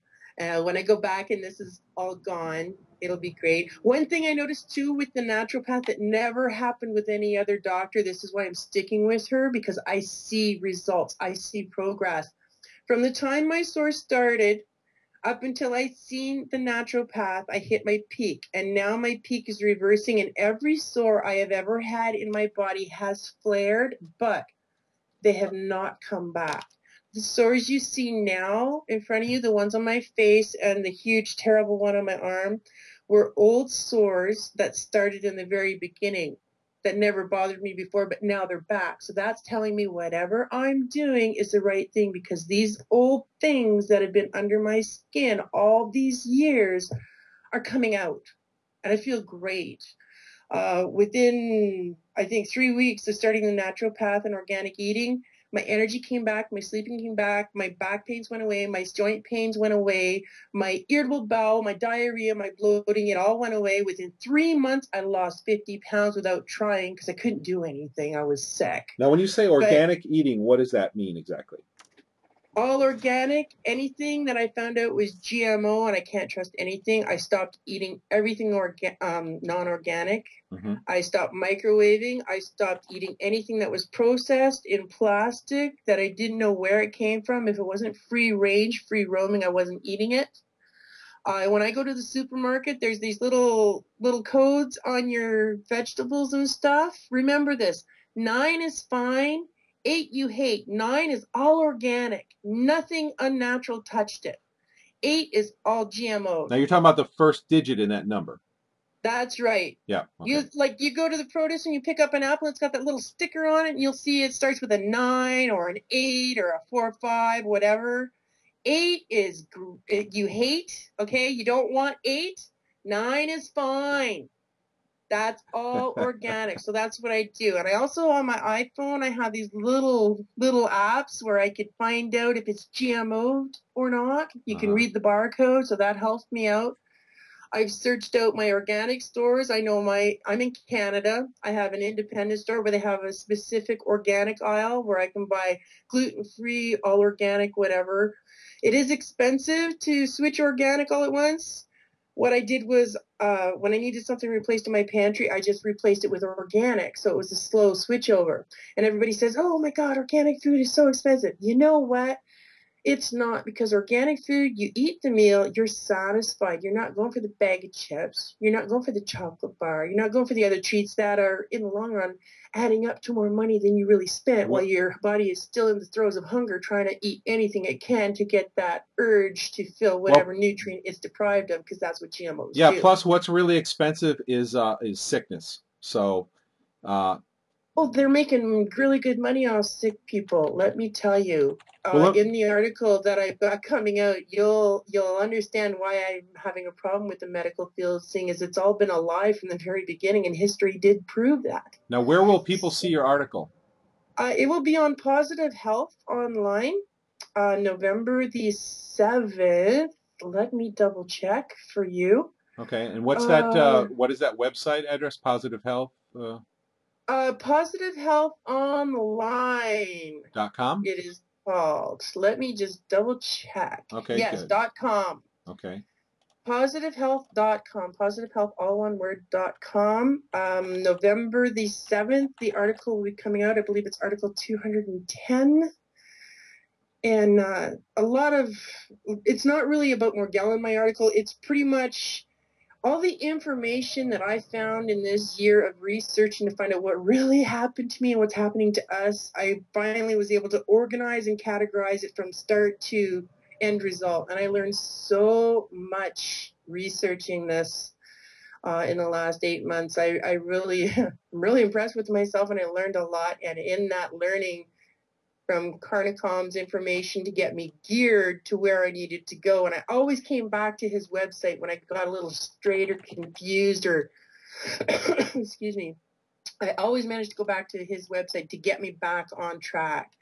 And I just, wow, the stuff I learned. So it's in that article. I just got an email today, actually, from Sandra, my publisher for Positive Health Online. She would like me to do a follow-up specifically on Morgellons, so that's something that will be coming up in the next little bit. Well, other than that, that's awesome. Tell us what. Okay, we've got a couple people. I want to take a couple phone calls, but I want you to finish. What was your road to healing? Go ahead and tell us what you did. Oh, yeah. Okay, so it's pretty much been following what my naturopath is doing with my organic sulfur. It's the lemon and water every morning to filter my system the best I can. I drink it all day, actually. It's good for me. And all organic, the best I can. I know a lot of ingredients are GMO'd, so I'm really careful I don't eat out. Free range anything, nothing processed, nothing in plastic. I don't even use my microwave anymore.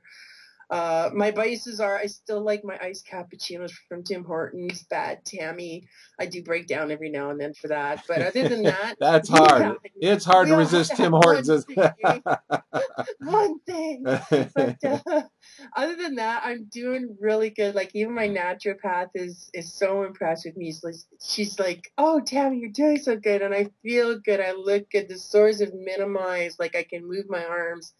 I'm looking forward to maybe playing guitar this winter, because I haven't been able to play in the last little while, because you'll see the sores here. And you can actually, I don't know if your viewers can see, but all the scars, they were all open wounds. And you see how my arm moves. Well, these things that are inside, they scrape and they rip across my muscles, and they cause other soft tissue damage as they migrate up and out. So it was really difficult to move. Plus, you got to deal with infections and just the pain itself and that constant pressure from these things.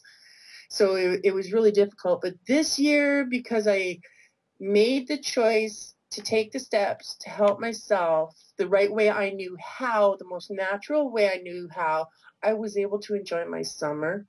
I was able to enjoy camping, fishing, ride my motorcycle, wear my leather and not be uncomfortable, have the wind hit my face and not hurt from it. Well, that's awesome. That changes your life completely. I mean, everything. Health is everything. So you do lemon water all day long, especially in the morning. You're doing organic sulfur from your naturopath. What else are you doing? positive energy. My stress has always been like minimal. I don't live on drama. I can't stand drama. Like I've been told all my life to keep stress out because I had a stroke when I was 19. I had a heart attack 3 years ago. I was always on blood pressure medications. And speaking of which, since I've been organic and with my naturopath, no more blood pressure medications. My blood pressure has been the best it has ever been my entire life. Like, I couldn't believe it. All these years of wasting money for blood pressure pills, water pills, being careful, eating right, all the right foods I was told to eat, finding out it was redundant, did nothing for me. Now in the 8 months seeing this naturopath, my blood pressure is awesome. My weight is awesome. The arthritis they told me I had is awesome. Doesn't bother me. My back is awesome. My sleeping at night is so much better. And speaking of which, sleeping at night, a lot of people have sleep disturbances. I found out, and it's in my article, that our brain perceives radio waves and electronic waves as light. So we need the darkness to release the melatonin to fight the free radicals that kill all the cancer and bad stuff that goes on in our body. So if our bodies aren't thinking it's nighttime and not releasing the melatonin because of the Wi-Fi and the radio signals and all that stuff, it's constantly staying awake. And this is why we don't sleep it good and we're not rested. We don't heal well. And you know That's what? why I love being at the camp. I didn't have any of that. I was in a drop zone, no hydro, no water, no cell. I loved it. And yeah, exactly. And you know what I will tell people too? I have chemtrails take away my ability to go into deep sleep modes. They make my mind race, and I cannot. So I wake up feeling tired every morning. I take melatonin supplements. I take tryptophan. Those are the two things that work for me. But your body gets used to melatonin, so you can't do it every day. I kind of have to do it in spurts, and then go for a little, go for the rest of the week without it. And then if we have a bad spray night, I kind of know when they're going to spray bad. I know enough about the patterns, although they've mixed the patterns up in the last almost a year, 6 months, 8 months now. I used to know exactly what they were going to do, but anyway, so yeah, sleep is a real issue for a lot of people today. It's a big issue for me. And so melatonin can help with that. Are there any, now you've got organics, organic sulfur, lemon water, you've gotten rid of all the GMOs. Isn't it amazing, like I said earlier, how so many things end up coming down to just a few simple things, whether they're poisons well, that was the thing, I was going to all these sites getting all this advice, people saying, you gotta get the colloidal silver, you gotta get this. I am broke. I lost everything. I fill in the cracks. I don't get disability. I don't get medical insurance. I don't get compensation because I have an unknown disease. So, and I'm not going to lie and say I have fibromyalgia, give me benefits. No, I lost everything again. So, like, I can't afford all this stuff. So the naturalist for me that I could afford was the best. Also, with that rest, the naturopath, baths with a Morgellon person like me are most important. And that would be Epsom salts, baking soda, and borax in your bath for relief. It helps pulls out the itching, the hairs, the fibers, any other materials. It softens things up. A lot of people used to say use peroxide, and I did that. This is me being gullible, not knowing any better. It made my problem worse. It exacerbated the itchy because it helps these fibers procreate. They really come out more, and it made the lesions horridly worse. With you're saying with hydrogen peroxide makes it worse?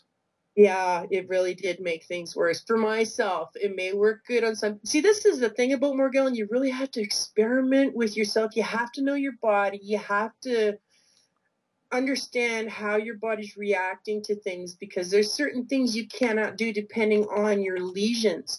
Like a lot of people use colloidal silver and it's great stuff. You can ingest it, you can put it on your sores. But let's say this particular sore right here, if I were to put colloidal silver on that, it would heal the skin over top.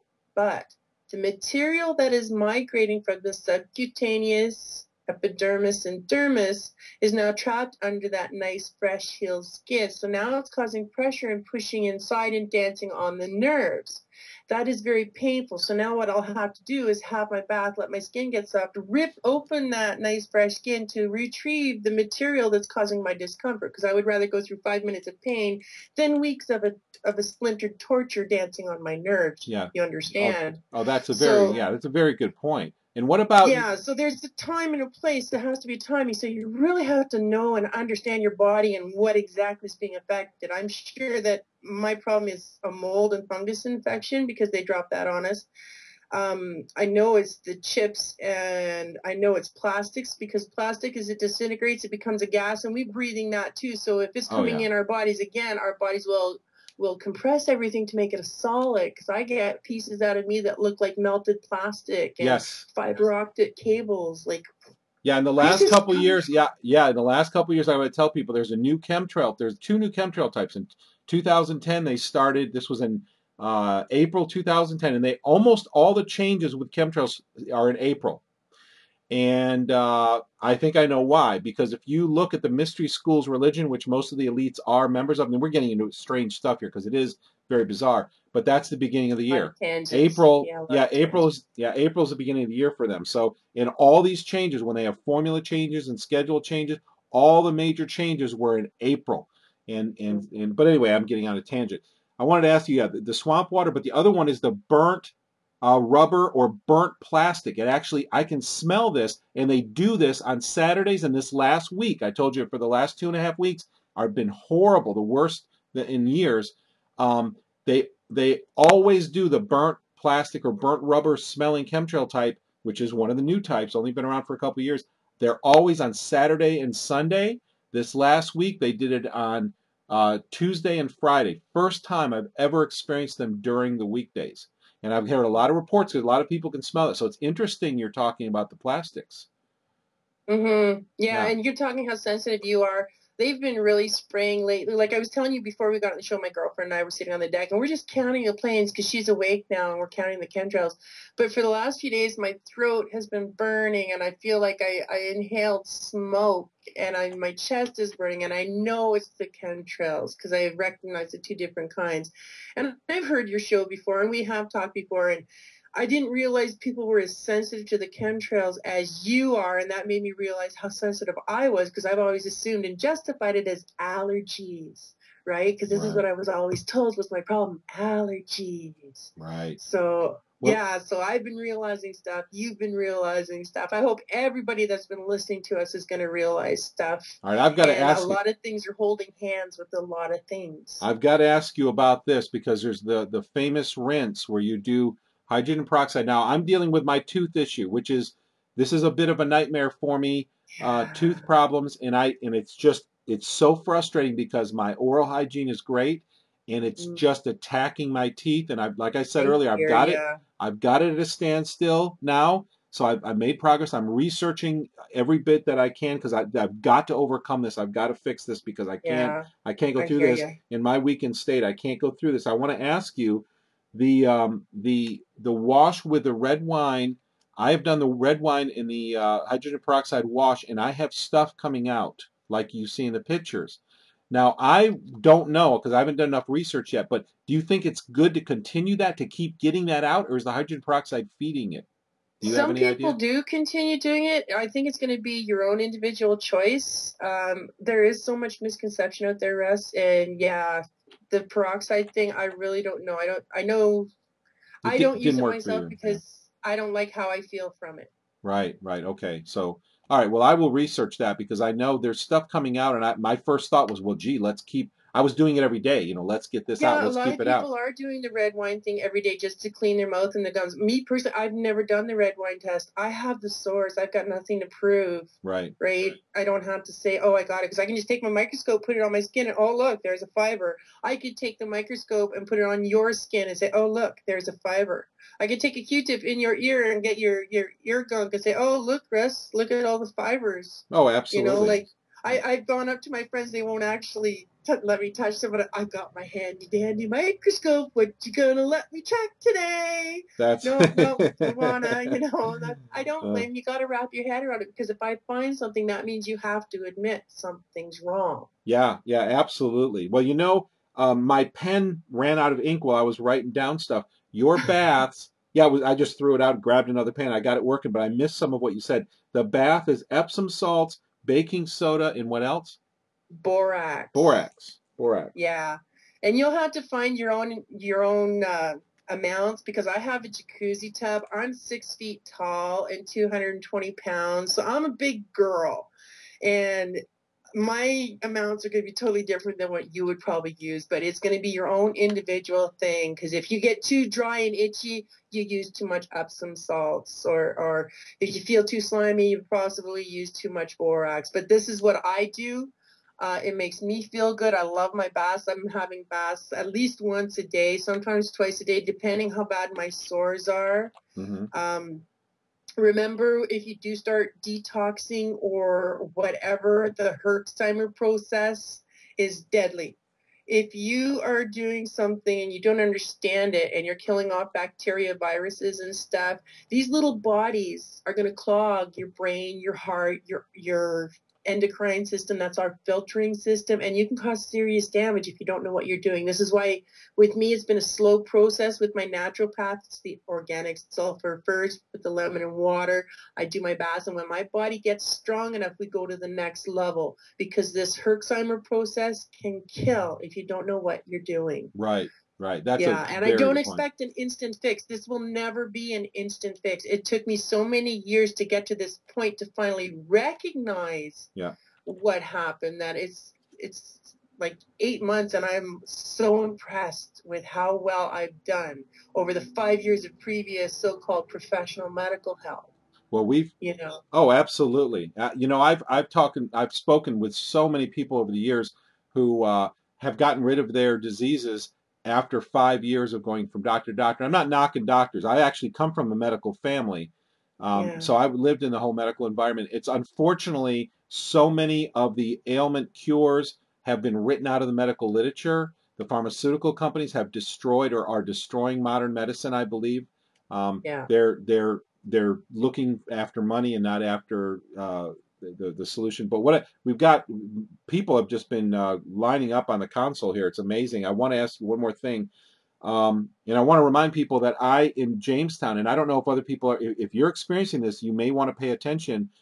In Jamestown, right after the spraying started, that was Jamestown, New York, where I lived for several years. I was actually born there, but I moved out of there when I was young. And I love the place. People are so wonderful. I probably would live my life out there if they weren't spraying so bad. But they started spraying so badly, and at the same time, and I'd never put the two together. And it's so funny how we all have blindness in our life, and it slaps us. Later on, when we look back, we're like, how did I not see that? Now, what happened with me is for those who just came on, and maybe the same thing's happening with you, is I would feel like I'm getting bug bites, and it never has happened to me before, but it happened. It just daytime I'll be working at the computer, nighttime I'll go to bed, lay in bed, I'll feel like I'm getting mosquito bites in bed. Yeah, like something's landed on you, or a spider's walking across you or something. And I mean, I'm glad you brought that up, Russ, because this is what I figured that is, because I remember that crawling sensation, that smack and the bug that landed on me and nothing is there. And it dawned on me, because I still get the feeling every now and then. But what it is that's the only thing my brain can relate that sensation to in its life experience on this planet, is a mosquito landing on me or a bug crawling up my skin. Because that's the only sensation it can relate it to for something that is affecting the nerve. Because something is really affecting the nerve. Oh, yeah. Yeah, and that gives us that itchy bug crawling sensation, and then we start itching it, scratching it, trying to relieve the itch that never goes away. It's like, well, nothing's there. Why is it itching? And then you get soft tissue damage. You go to the doctor because, oh my God, I'm itchy. Why am I itchy? Mental problem. Right. And first off and foremost, that practitioner has no right to say you have a mental problem when that is not his expertise.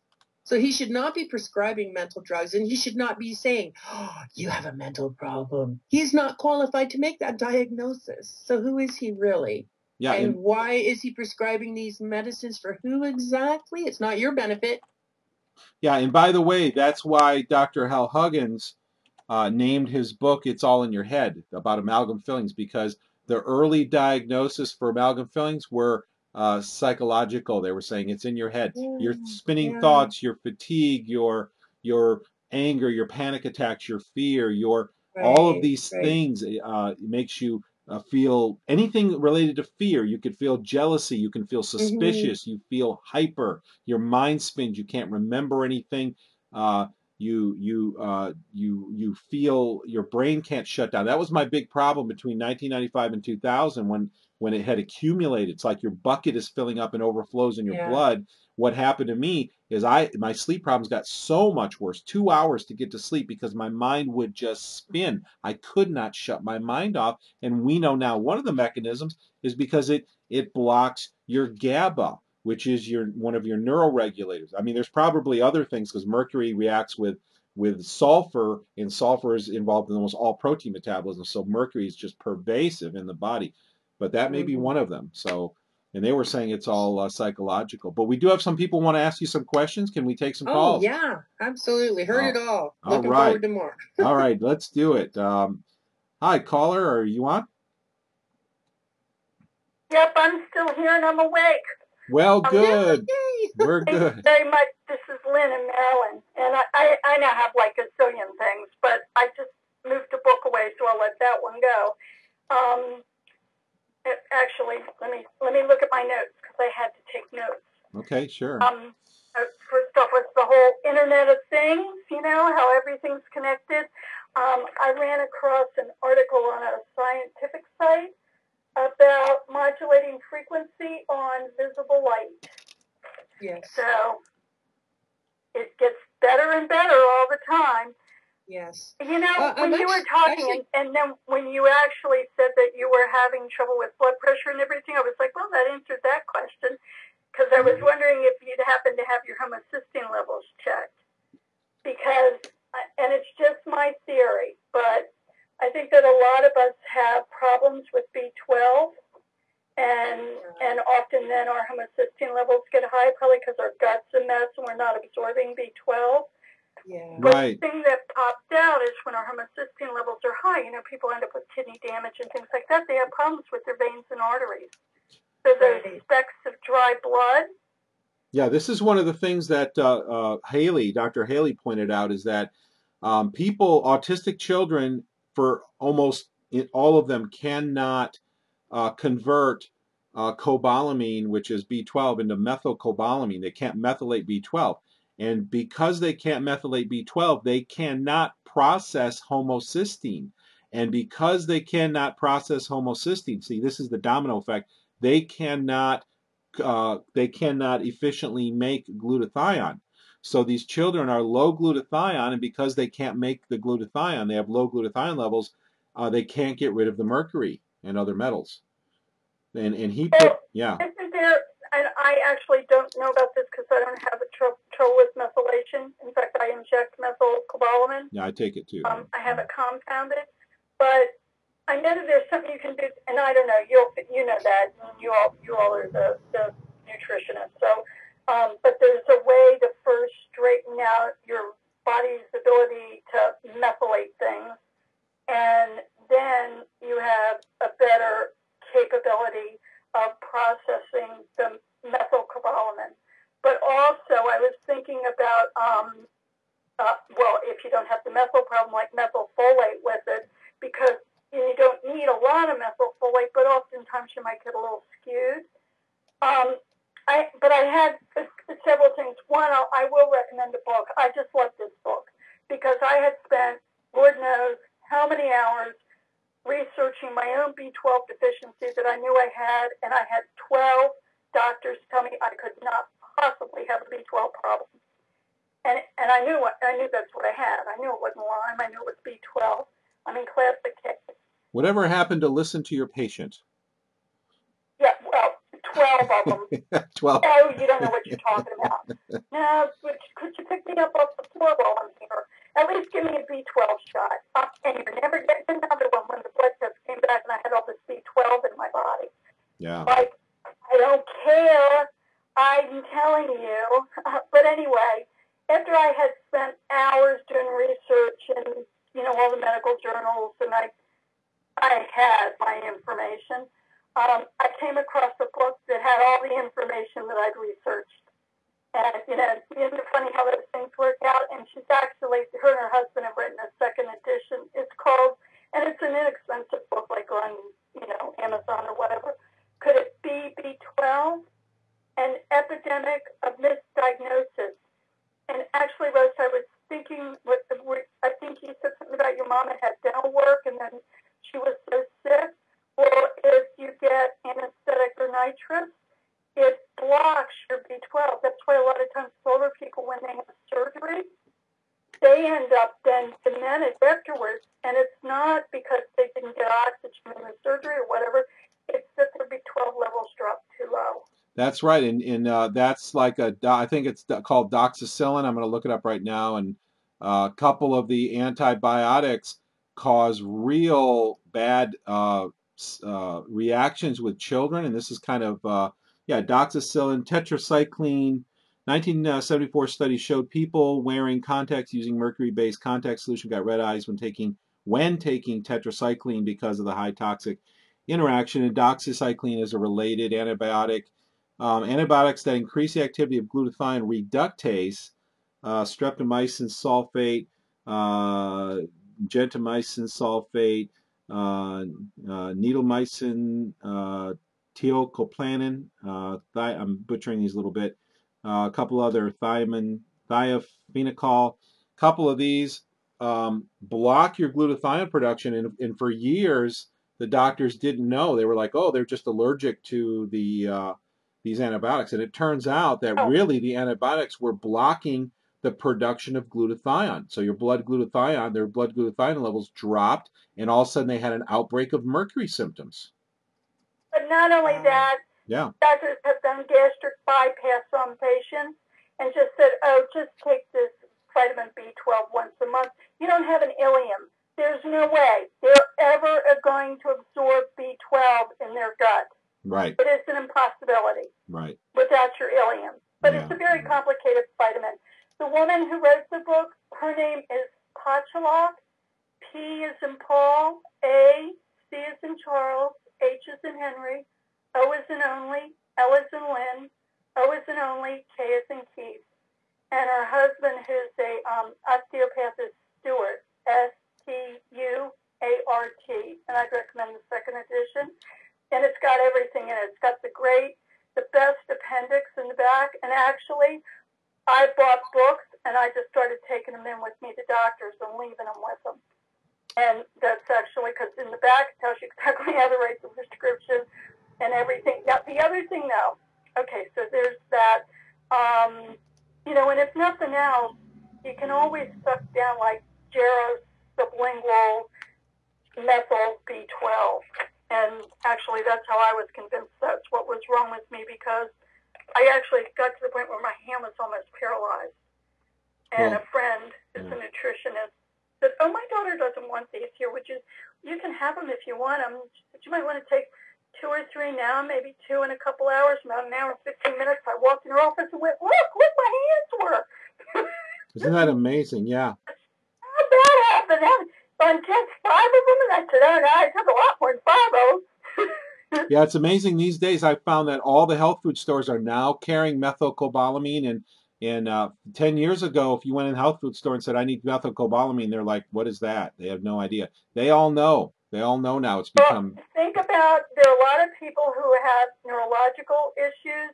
There are people with Huntington's, Parkinson's, MS, and actually, even if it is those diseases, and especially diseases that where you're having deterioration of the myelin sheath on your nerves, it can be reversed. We do have healing bodies. God knew what he was doing when he created us.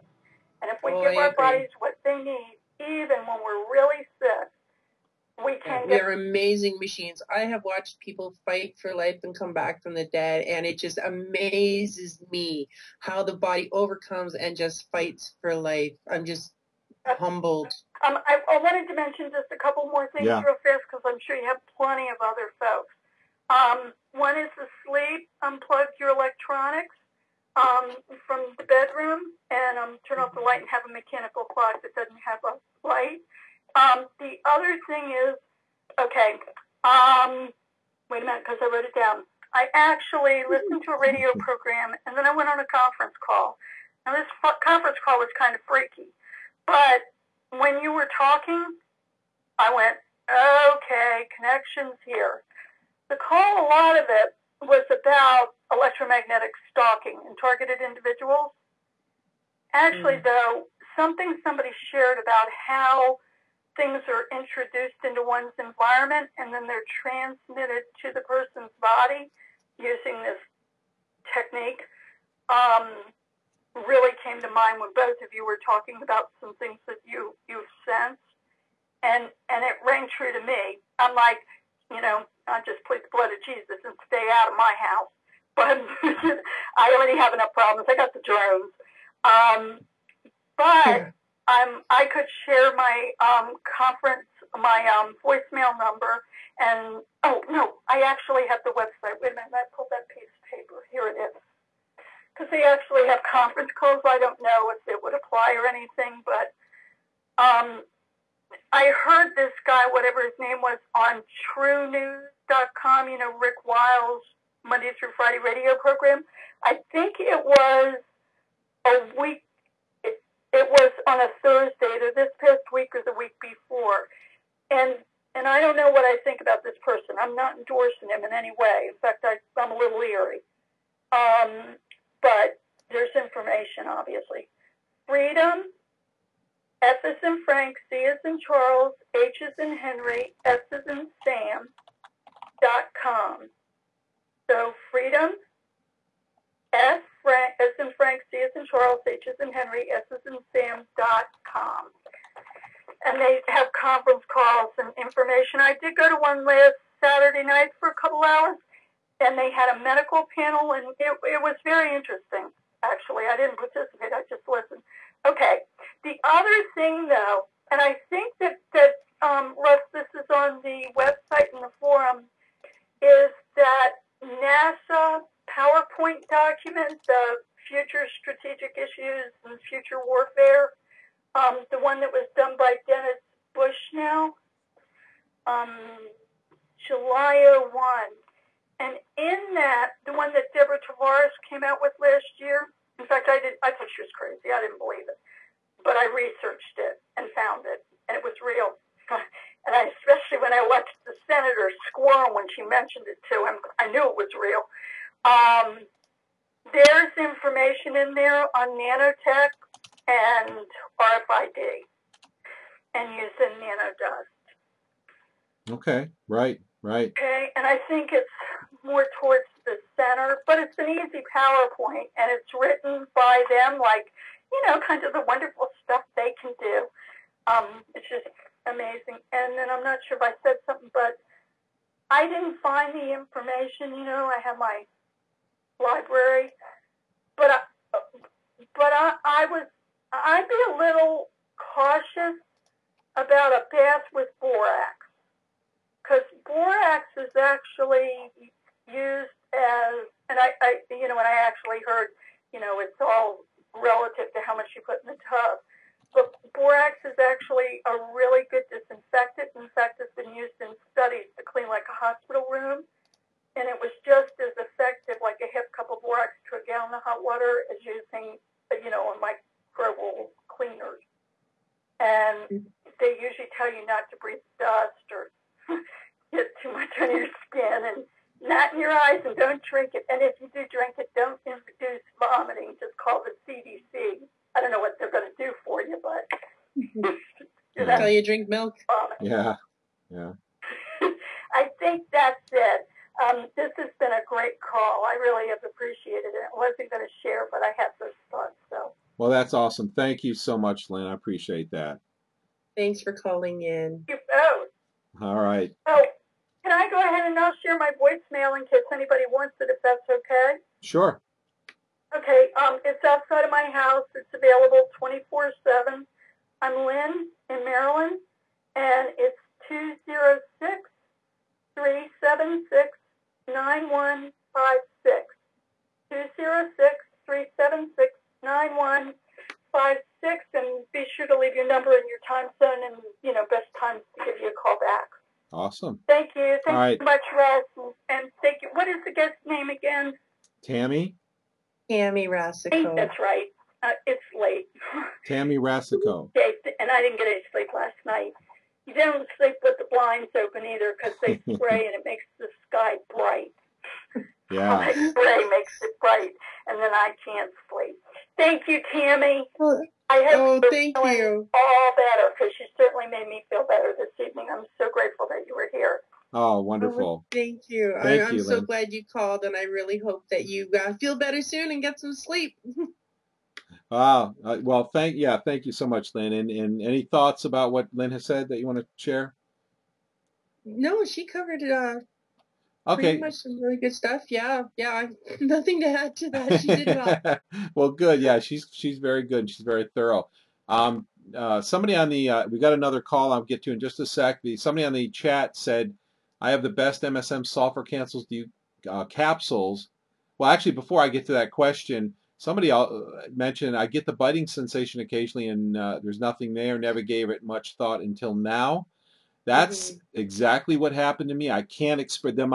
The people were playing the video game after work. We put our little 30 minutes or hour into our little first-person shooter. We had a little fun with the employees. They loved computers, and they were thinking all I was using it as an excuse.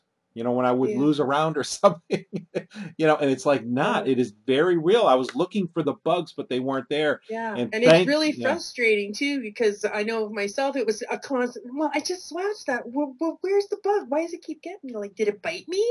Yeah. Exactly, and they were laughing at me saying, "Oh yeah, it must be the bugs, Russ. That's why you didn't get that shot off or whatever." And I'm like, it's real. I mean, it's unbelievable.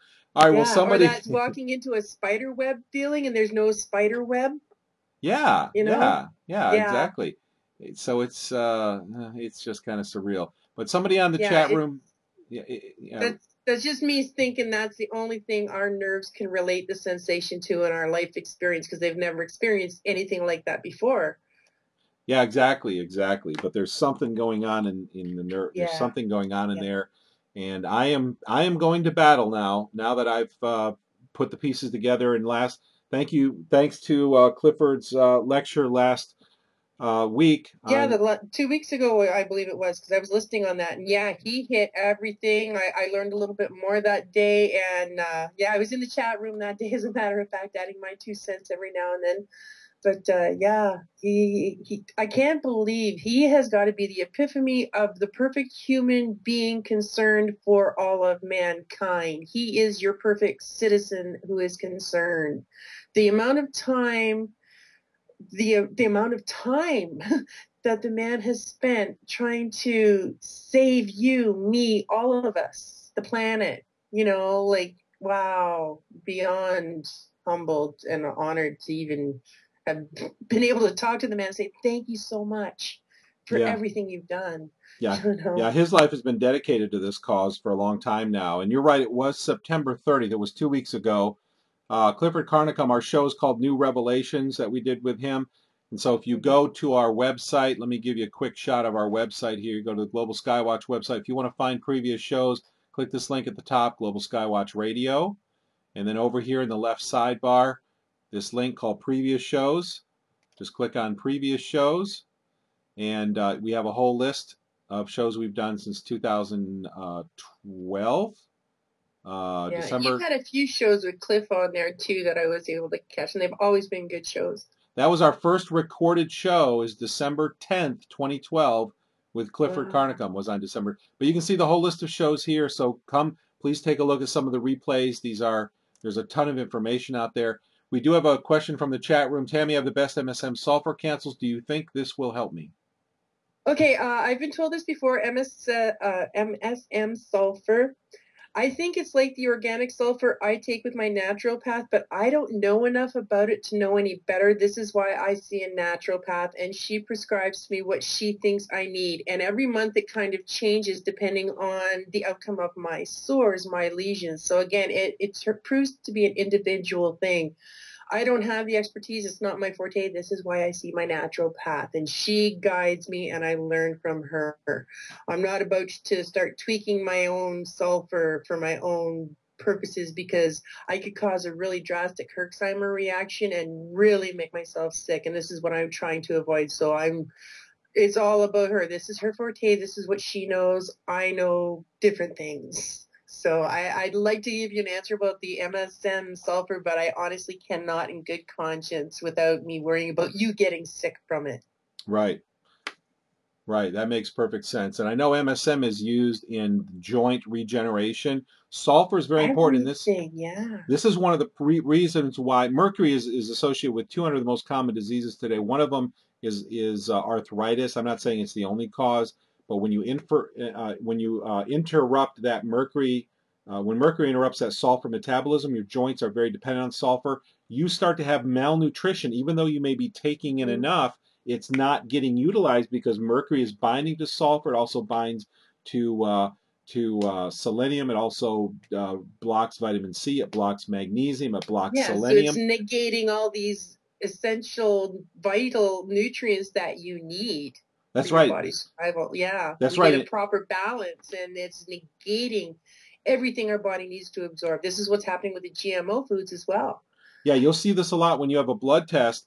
Mercury doesn't always show up high on blood tests, and in fact, it often doesn't, even if you're toxic. But you'll have this condition where most all your metals are somewhat low, and you have no idea why. You're eating well, you're supplementing, you're exercising, you're doing all the right things. Exactly. Well, that's one of the things, Russ, that frustrated me the most. I go to my doctor for my issues, and he's saying, okay, you got to eat the oranges, you got to eat the bananas, you got to do all this to raise your potassium because your blood pressure pills are deleting your potassium, okay? So I do all these things the doctor advises me. I'm eating all the right foods, but I still end up getting sicker, and I still end up going to the hospital twice for issues related to low potassium, thinking, what am I doing wrong? I'm eating all the right foods, to find out further on down the line that I was eating GMO foods. I didn't know were GMO foods because they weren't labeled and they have absolutely no nutritional value. So even though I was eating the right foods the doctor told me I needed to eat, I wasn't getting the benefit I should have gotten because they're no longer natural. Exactly. So I was still ending up in a degraded natural biological state. That's right. So do the doctors know, or do they don't really know? Is there only some that really know? Because there's a mandate they have to follow, and if they step outside that mandate, their hands get slapped. They'll lose their license. They can be charged. They can lose everything. Nobody's going to risk that. Yeah, that's exactly right. And it, I call these landmines. There are so many landmines in our life. We have to learn about them so we can avoid them. I know so many people even who are suffering right now because they simply don't know that the landmines are there. And even though when I try to tell them, they just don't listen. And unfortunately, sometimes it takes letting people get to a point. Well, not letting them, you have no choice really, but they have to get to a point where they're in pain and suffering, and then they forced finally into it. Then they'll finally start listening and say, what did you say about that? What do you know about this? And then they'll start listening to you. You're exactly right, Russ, because in my home I have a 13-year-old son and I have my boyfriend. And even though they see what I'm going through, they know what I'm going through, they know what I've researched because I talk, I'm going to let them know because I'm trying to save them too. And they still go out and they buy the Vachons and they're buying those monster drinks and they're drinking that Gatorade. And I'm like, what are you doing? You know better. And they're like, but it's good. Yeah. What? Like you're not getting it? Like you just can't wrap your head around it? Like what part of me explaining this to you are you not getting? But they still choose that over what's better for them. And I'm not going to force them. It's their choices. I have to accept that. Even though I cringe, I have to accept that because there is going to be some time in their life where something is going to trigger that and they're going to come back to what everything I've done and it's going to be like, oh, the epiphany just hit. Mom was right. Right. Yeah, so I wait for that day. I put that little seed of information and someday that little seed is going to start growing and depending on how fast depends on that uniqueness of that individual. Can't be pushed, has to be grown on its own. And most people, you've got that conspiracy theorist in your family, you've got the health nut in your family, you've got that person, and the reason they're nagging you, maybe they're nice, maybe they're maybe you're tired of hearing it because they are brave enough to do the research and face the truth, and they love you and care enough about you to speak up. Yes, I am so glad that even though it's been a really hard journey of discovery and a lot of people thought I really was walking off the deep end, I have persevered. I've stuck through it, and people are seeing my vision now. They are understanding where I'm coming from. People are asking me questions now, and I'm surprised at how many people get it, and I can actually have a normal, reasonable conversation with someone who understands it. And I'm actually surprised at some of the things some people will tell me that I wasn't aware of them. And I get so impressed, like, my God, people are really waking up. Like, Yeah. it may not be exactly what I'm covering or my forte, but they all overlap and they're all getting it. That's So right. people are aware. Yeah, that's right. I call these entry points, whether we're talking about fracking or smart meters or mercury amalgam fillings or vaccines or any of these GMOs, any of these subjects, when you start learning about them, you will eventually start learning about all the other things too. Yeah, they overlap. They hold hands. That's right. They really do, because I never thought in a million years my problem, my syndrome illness would make me learn about chemtrails, fraudulent vaccines, Agenda 21, Georgia Guidestones, all these awful, horrid things I never thought I would see in my lifetime that I would read in a Spider-Man comic book or something, like, holy geez, there really is a villain out there. Yeah. But where's the super people? Where's oh my God, we're the people. We're the ones that have to stop these super villains. But if you're not awake, you're not going to do anything. And that's the worst crime ever. That's right. That's absolutely right. We cannot be uninvolved, because if you're uninvolved or uneducated about this, you're going to step on a landmine eventually, and you're going to wish you didn't. We have a caller on the line. Caller, you there? Yeah, hey Russ, how you doing? Good. How are you? Good. This is Dan Cherry, Rochester. Hi, Dan. What's on your mind tonight? Hi, Dan. Hi, Tammy. How are you? I'm good. Thank you for asking. How are you, sir? Fantastic. I'm doing well, thanks. I just want to say welcome, Tammy, and thanks for sharing your story. That's always a brave thing to have to do, and I think I don't have any doubt that there are an awful lot of people on the call tonight who are listening to what you're saying and, relate, maybe not have any symptoms of what you have or whatever, but I don't think there's any question that everybody is concerned about the type of stuff that we're talking about, and for you to be out there in front of everybody is very rewarding for us. I don't have the symptoms you have, although I do have some of the stuff that you guys are talking about as far as the feelings of bugs biting or whatever and that kind of thing. Yeah. I happen to be working, as a matter of fact, with Clifford Carnicom's Institute, and it actually, Russ, this whole thing came about. Thank you very much, by the way. It wasn't a couple weeks ago. He was on a couple months ago, I think it was, and he had asked for help with some things in the Institute, and I happened to call him, and he and I got in touch, whatever. Anyway, make a long story short, I'm working with him right now, and I've learned such a tremendous amount about Morgellons, especially, and the whole thing is so hard to comprehend, the massivity of this whole thing, let alone chemtrails and the GMOs and the fluoride in the water and all these other things that we have to deal with. So anyway, I just want to throw out just a quick couple points, but I do have a question or two for Tammy. And just real quick, Tammy, you had mentioned about the people telling you that you needed potassium. I researched some of that stuff, and I did come across the fact that bananas are actually something like number 58 on the list of potassium volume, that you can get from foods. So it's funny because we don't actually get told the foods that will give us massive amounts of potassium. We're told something that's way down the list. So that was just kind of funny that you brought that up. But anyway, just real quick, if I could throw a couple of points out. I wanted to say that I'm fascinated with what's happened to you, Tammy, not in a positive way, of course, but the recognition has to be out there that we all have these fibers, okay? Some are more progressed than others, right? Some people have them worse than others. And the example is your situation, Tammy. Somebody else in the limelight, if you will, was a guy named Billy Koch. who was a baseball player, and I remember baseball player, yeah. His whole family was affected. Yes, and I remember the story broke. It was back in about like 2006-ish, and I remember hearing about this guy who said he had to quit playing baseball because he had these things growing out of his skin, and he couldn't deal with it, and on and on. And that was what 7-8 years ago or whatever. I mean, it became quite a story, but then it faded, whatever. And here we are now. And I wanted to throw out a point here that I'm not sure that was covered relative to what you guys were talking about. But as a matter of fact, red wine.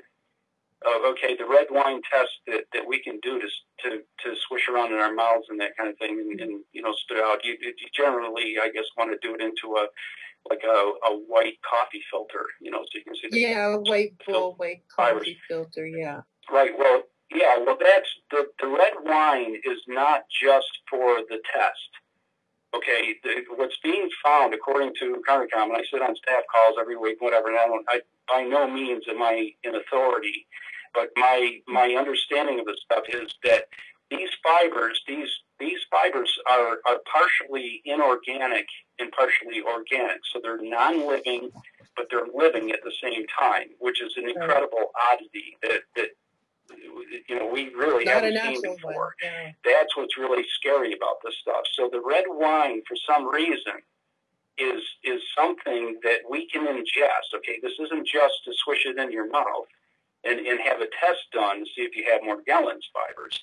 You can actually drink organic, especially organic red grape juice, as well as certain types of red wine that have a chemical, and might be sulfur, that you alluded to the sulfur part of it, whatever. There's something in these things that gets the fibers, which again are partially living and partially non-living, whatever, but they apparently have low-level intelligence within the fibers. Now just to interject, Carnicom said they were the substance that binds these fibers is called anthocyanins, and they're actually produced in the body. They're the precursor to that is proanthocyaninogens, which is pretty commonly known, but just if people are looking for the chemical name, anthocyanins, I believe, is what he said they were. I think you're right. Yeah. Go ahead, Dan. Yep. Yeah. Well, anyway, the fibers. What Carnicom did, and Tammy, you alluded to this. The guy is just absolutely amazing. I had the remarkable opportunity last staff call to have the staff call cut short, and people dropped off the call, and all of a sudden it was just me and Clifford. And I said, Clifford, can we talk for a while? And he said, oh my gosh, yes. He's such a gracious guy. I talked with him for about 3 hours until about 2 in the morning here Eastern time.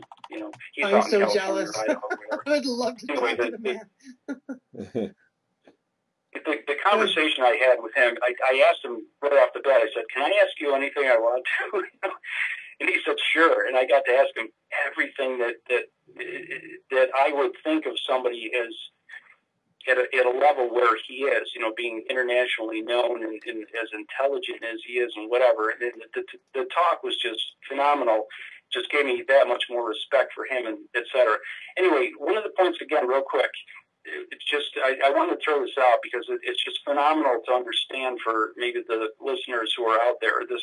This Morgellons thing, it's not just the disease, it's not some just skin lesions, it's not these things. And by saying that, Tammy, by no means, I'm not downplaying where you're going, what you're going through, and that kind of thing. By no means, I have the utmost respect for, again, what you've gone through and your struggles and the strength you've had and the fact that you've been strong enough to come out in front of us all and help us potentially with things going forward. But one of the things I didn't hear brought up was that the fibers that have been tested, where Carnicom went from an early point going through the stages coming up to where we are now, he tested certain types of things against the fibers. He looked at the size of the fibers, the thicknesses versus spider webs, because people were sending him these clumps of things saying, hey, check this out, this is bad. And he would test it, and he'd say, well, it's not fiber web, the spider web. He'd test it, saying, well, it's not a carpet fiber. It's tested. It's not this. It's not that. And anyway, one of the tests that he did that is just absolutely phenomenally important from my standpoint to understand was one of the things that he did with some of these fibers is he applied a blowtorch, okay, which presents an intense level of temperature to these fibers. And the fibers that he tested that on did not burn, they did not melt, they did not move, they did not curl, they didn't do anything. And that's something that we have to look at that and say there's something incredibly wrong with the fact that these things were not affected by the level of intense temperature. I don't know what the temperature was in a blowtorch, you can only imagine, right? So anyway, the fibers are being found to be inorganic and organic at the same time. If you were to pull carpet fibers out of your carpet and look at them, right, just like the pictures you can find on Google or whatever, you know, they're long, stringy things, whatever. And what's being found is the outer coating, they're like tubes. They're like hollow tubes. And the outer coatings are inorganic materials that up to this point, from what I understand, we don't know what that material is. It's not anything that scientists have seen before, tested before, whatever. And down the centers of those fibers is where there's genetically modified DNA and other living types of structures, including the desiccated blood that you alluded to, Tammy. And that's where the living part of this is going on. And one of the things that was found was in a test, and I believe Carnicom did it, he had taken fibers from somebody's body, and he had put that on a microscopic slide, and he looked at it and said, oh my God, there's something wrong with this, or whatever. Then he put the slide up on a shelf for a couple months, and he went back and got it and said, you know, I want to look at this thing again. This thing had actually grown in size. Now, these things are supposed to be just fibers, and we look at, you know, you read up on the Morgellons, you see pictures, and you think, oh my God, these fibers, we're not looking at the fact that these are alive. Okay, there's a dead aspect, the inorganic side of it, and yet there's the organic side of it that's actually, again, genetically modified, and it's alive, and it grows, and it moves, and it twitches, and that's where we get these sensations of feeling like we have bugs biting us and whatever. These get under the skin, and like you said, Tammy, the lesions from, again, this is just what I'm starting to understand, is from certain things within the body, and I think you hit the nail on the head, and it's wonderful that you brought this point up. There are things, not just the body's own defense systems, but there are things that we can ingest, nutrition-wise, the organic red wine and red grape juice and that type of thing. There's certain things that these things don't appear to like, and they do have low-level intelligence. These things are able to communicate with one another, and it may very well have to do with the antenna systems that you're talking about with cell phones and on and on. So this really obviously is huge. It's electrical impulses. I just think it's just communicate phenomenally important that you've brought these points up. Yeah, thank you. I'm glad you have a really good understanding about that. As for the communication, it was what floored me the most was when Carnicom did the magnetic test and these filaments changed polarity. Nothing in nature will think, adapt, and change polarity like that. So that is what really had to wrap my head around that part, because yeah, it is thinking. It can follow a magnet, suddenly decide that it doesn't want to follow it anymore, and then when another foreign object is introduced and it tells this other object, oh, don't go near there, and it doesn't, like something cognitive is happening, and how did it communicate? There had to be an energy frequency somewhere. Yeah, well, some of these apparently are considered leaders. And others follow the leader, right? There's certain types of these that are looked at as being, the more intelligent or whatever, and being followed, whatever. And so again, Russ, I'll tell you, this is phenomenal. You had this show.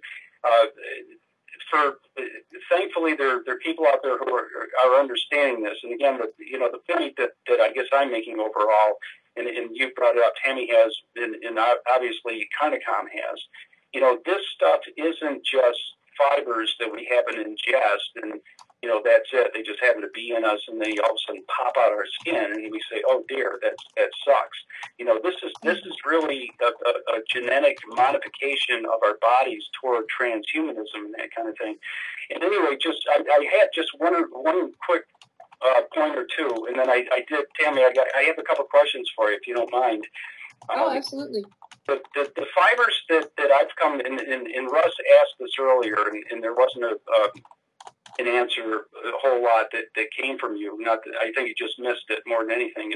If I could bring it up again, he had asked you where you thought maybe the fibers came from, that kind of thing, and from what I've come to understand is there's no doubt that these fibers are coming from the sky. But yeah. I read a story a couple weeks ago about a whistleblower from Monsanto who had gone to work for Monsanto, and he was, you know, a real high-level Harvard grad in chemical something or other, you know, some real high-level tech type of situation. And Monsanto said, oh, we have to have this guy. So they put him through the throes of talking to him about, oh, we're going to modify foods and we're going to be able to grow all this food and we're going to save humanity. And he bought into it. And then he started to understand what they were doing. And one of the things that bothered him was the techniques that they were using to actually modify the foods that they had, to modify the corn, the wheat, and whatever. These guys apparently at Monsanto, and this is something I think is intensely important for people to understand, Monsanto is a terrifying organization, but it gets even worse. And apparently what they did is they would use machines, and I can't name the machines they use, and I can't talk about the processes or whatever, but this guy talks about this, and I forget where I found this information. I think it was on YouTube or whatever. Anyway, suffice it to say, this guy went into Monsanto and started to watch how haphazardly these guys were testing, and they would use these machines, lasers, whatever you want to call them. I don't know what they're called. But they would genetically modify DNA, for example, and then they would, within a, you know, like a seed or a plant or whatever, and then they would take the seed from that plant and they would see if it would grow in a droughted soil or a luminized soil or whatever. And if it worked, they would say, oh, eureka, you know, we figured out how to make these seeds grow in these terrible soil conditions or whatever.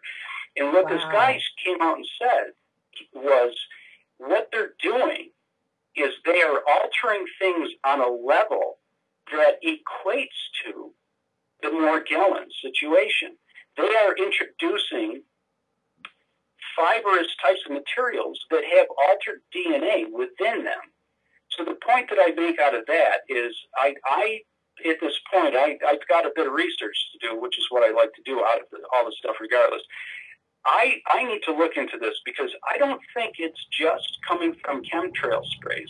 I think we are being infected by this type of stuff. Again, I believe wholeheartedly we all have these fibers within ourselves. It's just a level of progression of how bad it is, where you are at any given time for spraying, and how these things grow and live. Geography has a lot to do with it. They're not right. They're not just coming from the sprays. They very well are coming from the GMO foods, which again makes it all the more important to protest these organizations and these types of things. Anyway, I'm talking long enough. Just a couple of quick questions, Tammy, and I appreciate. Thanks, Russ, so much for letting me talk. I know I talk too much sometimes, but I'm so into this. I'm so passionate about this stuff. Anyway, Tammy, you had talked about a couple of things that you would come across, like sulfur, you know, the diet that you have and whatever. And I was wondering if you could tell us real quick, and there are two questions here. One is just tell us, you know, in a nutshell, whatever, how you approached your looking at the types of foods that you would ingest, and did you look at it specifically and say, I want to know what would kill these things or what might bother them? And I'm wondering if you really, why you didn't come across, say, organic red grape juice, for example, which is being, again, from what I understand, being shown to kind of tick these things off to where they're saying, I don't like being in this body. I need to get out of here, right? That's going above and beyond the body's own defense system.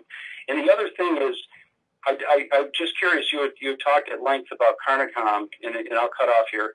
You had talked about Carnicom, and he has presently on his website his latest paper, and the significance of this paper is that he is going to prove beyond a shadow of a doubt that Morgellons exists.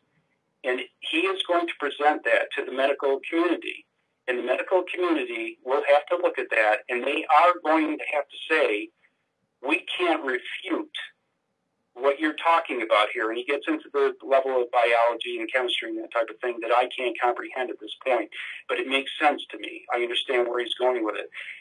If he proves to the medical establishment that Morgellons is real, then the medical establishment will have to look at that and say, okay, we need to understand what this is. We need to understand how to treat it, which then will get to the point where massive numbers of people are going to sit back and say, well, where the hell is this stuff coming from?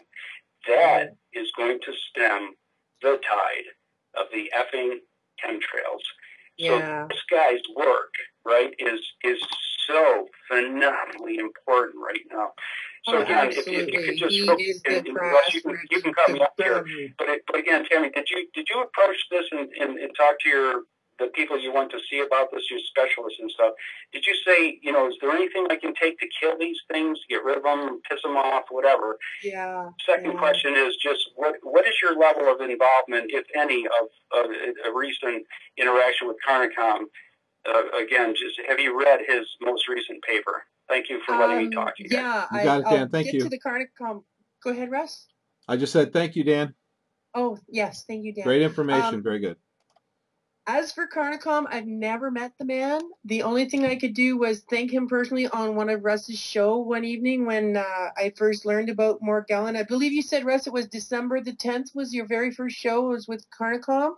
Yep. I had just started researching about Morgellon, and me being as gullible and naive as I was, I'm like, oh my God, I gotta tell the world. So I was calling up every internet radio show I could. Yours happened to be one of them, Russ, at the time when I caught Carnicom.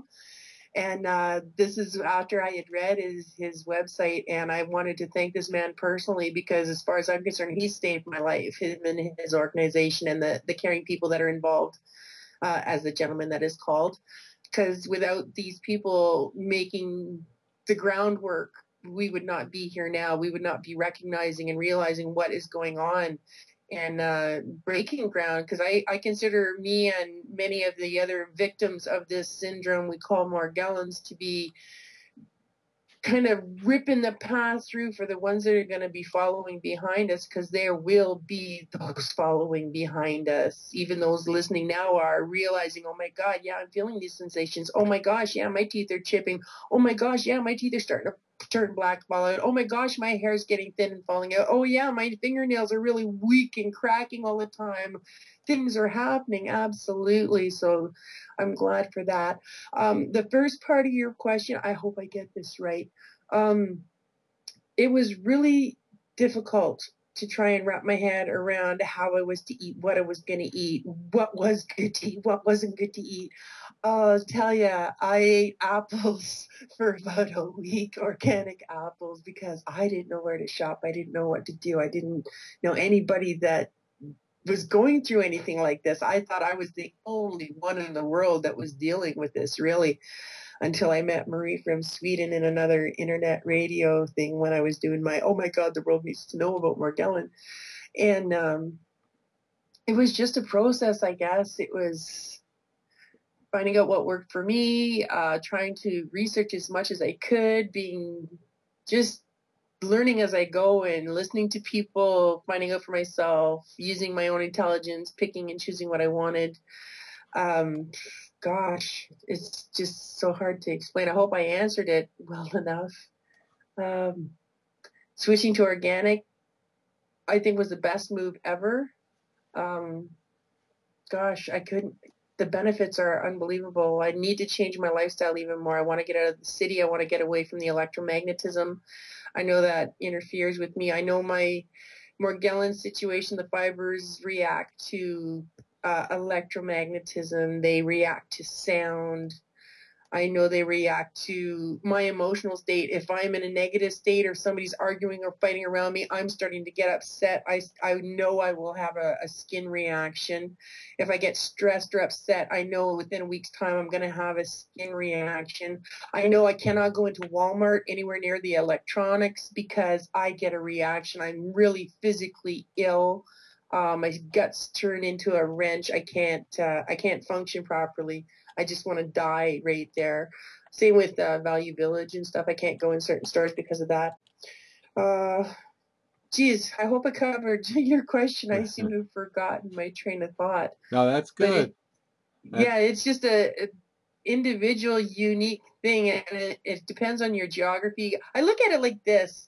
Like, it's a whole bunch of different ingredients for a master recipe. And once these ingredients start to mix together, then your end result are the Morgellon lesions or worse, depending on your environmental state, like your body's environmental state, your environment, your health, your genetics, and your immune system. All these things make a cumulative effect to the outcome of the condition, because we are all breathing the fibers. We are all being biologically attacked. Our food is totally non-nutrition, and we're living a farce there. So we're really degrading at a bigger and bigger state. And this is inviting things to really infect us and cause problems, because if your immune system's in terrible distress or you don't even know it, this is just an invitation for the bacteria that says, oh, look at this body, we have a smorgasbord here, let's dine on and generations to come. And that's what happens until you can get your body back into its healthy, normal, floral state of proper bacteria that are evening things out like it was supposed to be in the millions of years of evolution planet Earth designed us to be. It was total perfection until some narcissist kind of people decided they could do better than nature and improve on nature with all this unnatural things that in the long run is causing a really natural reaction when the body realizes that, hey, something's wrong. We've been tricked. We got to fix this now. Well, Tammy, very good. Yeah. No, well, yeah, very good. I hear we do have a question from the chat room. We'll probably wrap it up here in a second. I appreciate everybody being with us, but somebody is asking, why is the medical community pushing the Lyme theory for Morgellons and saying it is the same family? Okay, well, here's where the secondary, tertiary infections come in. We all have spirochete infections. It is one specific strain, and they adapt to their environment too. So any infection in any animal at any stage is going to have a spirochete and a Borrelia virus. The reason why I think they're trying to pull them together, I'm not really sure. I could speculate, but I'm not really sure. I'm sure it has everything to do with the money. But if you were to really look into the Lyme problem and these Lyme testing that they do, and they really try to bully a Morgellon victim into thinking they have Lyme and say, oh, get the Lyme test, you'll get a false negative, but keep getting the Lyme test, pay for the lab results, pay for the lab results. What it boils down to, people, when you're getting the Lyme test at the lab, you are basing this Lyme test on one specific tick that has never bitten a human host. And all your lab tests are being compared with this one specific tick that has never bitten a human host. So yes, you're paying for all these lab tests for false negatives. That is redundant because pathologists and doctors need a justifiable excuse for a medical purpose. So if you can find a spirochete and a Borrelia and say, oh, it's coming from a bovine digital dermatitis and it's crossing the animal species barrier, you have either misinformation, misappropriation, or people are really snowing you without all the facts or not understanding them themselves. because you're not understanding pleomorphism. You are understanding germ theory only. Germ theory only has been alive from the very beginning, and it's pleomorphism that people really need to understand, because if you can understand the pleomorphism, you will understand the changes in the biology and the biodiversity of the natural body and the natural environment around us that is being so drastically affected. And that's all I'm going to say about the Morgellon and the Lyme connection, because there is no connection. Lyme is a man-made disease, just like AIDS was. Okay. The Morgellon syndrome is one word to describe multiple faceted, biodegraded biology of humankind at this time, because no one wants to be held accountable or responsible for such an atrocious act of not following quality control guidelines of a long-term period of events that could happen progressively from a how would I say it, a really not thought out process. Is that politically correct? Yeah, I might, yeah. Thank you. Yeah, Tammy, thank you so much for being with us tonight. This has been extremely informative. People Thanks need, for having me. you're welcome, and people need to know that they can recover from even the most exotic and painful diseases. Absolutely. Yeah, you've shown that to everybody. What would you like to say in the last 2 minutes? You've got the floor. What do you want to tell people? I would just like to say, even though you may be in unbelievable pain, a lot of confusion, a lot of fogness, just know that tomorrow always comes. There is a silver lining, and we, the people, are trying to find the end to this madness, this torture, this pain that never seems to stop. It's coming. We're figuring it out. We're getting louder, and we are getting louder. And when you're getting loud enough and the mass becomes more enough, they have to listen. And that's all I'm going to say. Just people keep listening, keep opening your eyes, and keep talking. Don't be shy. Come out. Be proud of what you may look like, because you are setting the standard and the precedence for those that are going to be coming behind us, whether it's our children or our grandchildren or our parents. They will be coming. And that's all I have to say. And Russ, thank you very much. Listeners, thank you for taking the time out to spend your time with me. I really appreciate the interest, and it makes me want to go on and keep on going, because I'll tell you, there's some days where it's like, why am I doing this? This is why I'm doing this, for my own selfish reasons, and to help you and just get it out there, and to help Mr. Carnicom, because for over 15 years of doing this, where he has other things he could be doing with his time too, yeah, I'm willing to back the man up with everything I have and more. Wonderful. Thank you. Wonderful. Thank you. And what websites you want people to go to, and your YouTube channel? How can they find you online? Yeah, you can find me on Facebook. I have a group called Morgellons, much more than that. I also have another group I called GMOD, Genetically Modified Organism Disease. On YouTube, I have my Daily Morgellon Life, my Daily Morgellon Life Part 2, Pulsing Particle. I will be working on a documentary. You will be seeing my Positive Health article on November the 7th, and it's the first time I've ever had an article published, and so far so good. You'll see pictures of me and stories of what I found in my research, and I hope everybody can learn from it. It's really easy to read. I've got definitions of medical terms that some people are like, what? So that's all covered, and I hope you enjoy it. Wonderful. We will, and I really appreciate all your time, Tammy. We will speak with you again in the future, I know. This is Global.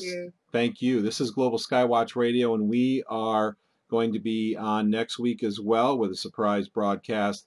And I'm very grateful to people like Tammy who dedicate their time and their life to share this information. I know what it's like to suffer, be one of the early ones who suffer. And one of the greatest therapies for me is to know that my suffering is going to help other people avoid the suffering. And I think that's part of what Tammy gets from what she's doing too, is she's helping other people avoid the pain and the suffering. And that is rewarding, and that helps to make the pain tolerable. So thank you everyone for joining us. We're on here at Global Skywatch Radio on live stream every Monday night at 8:30 p.m.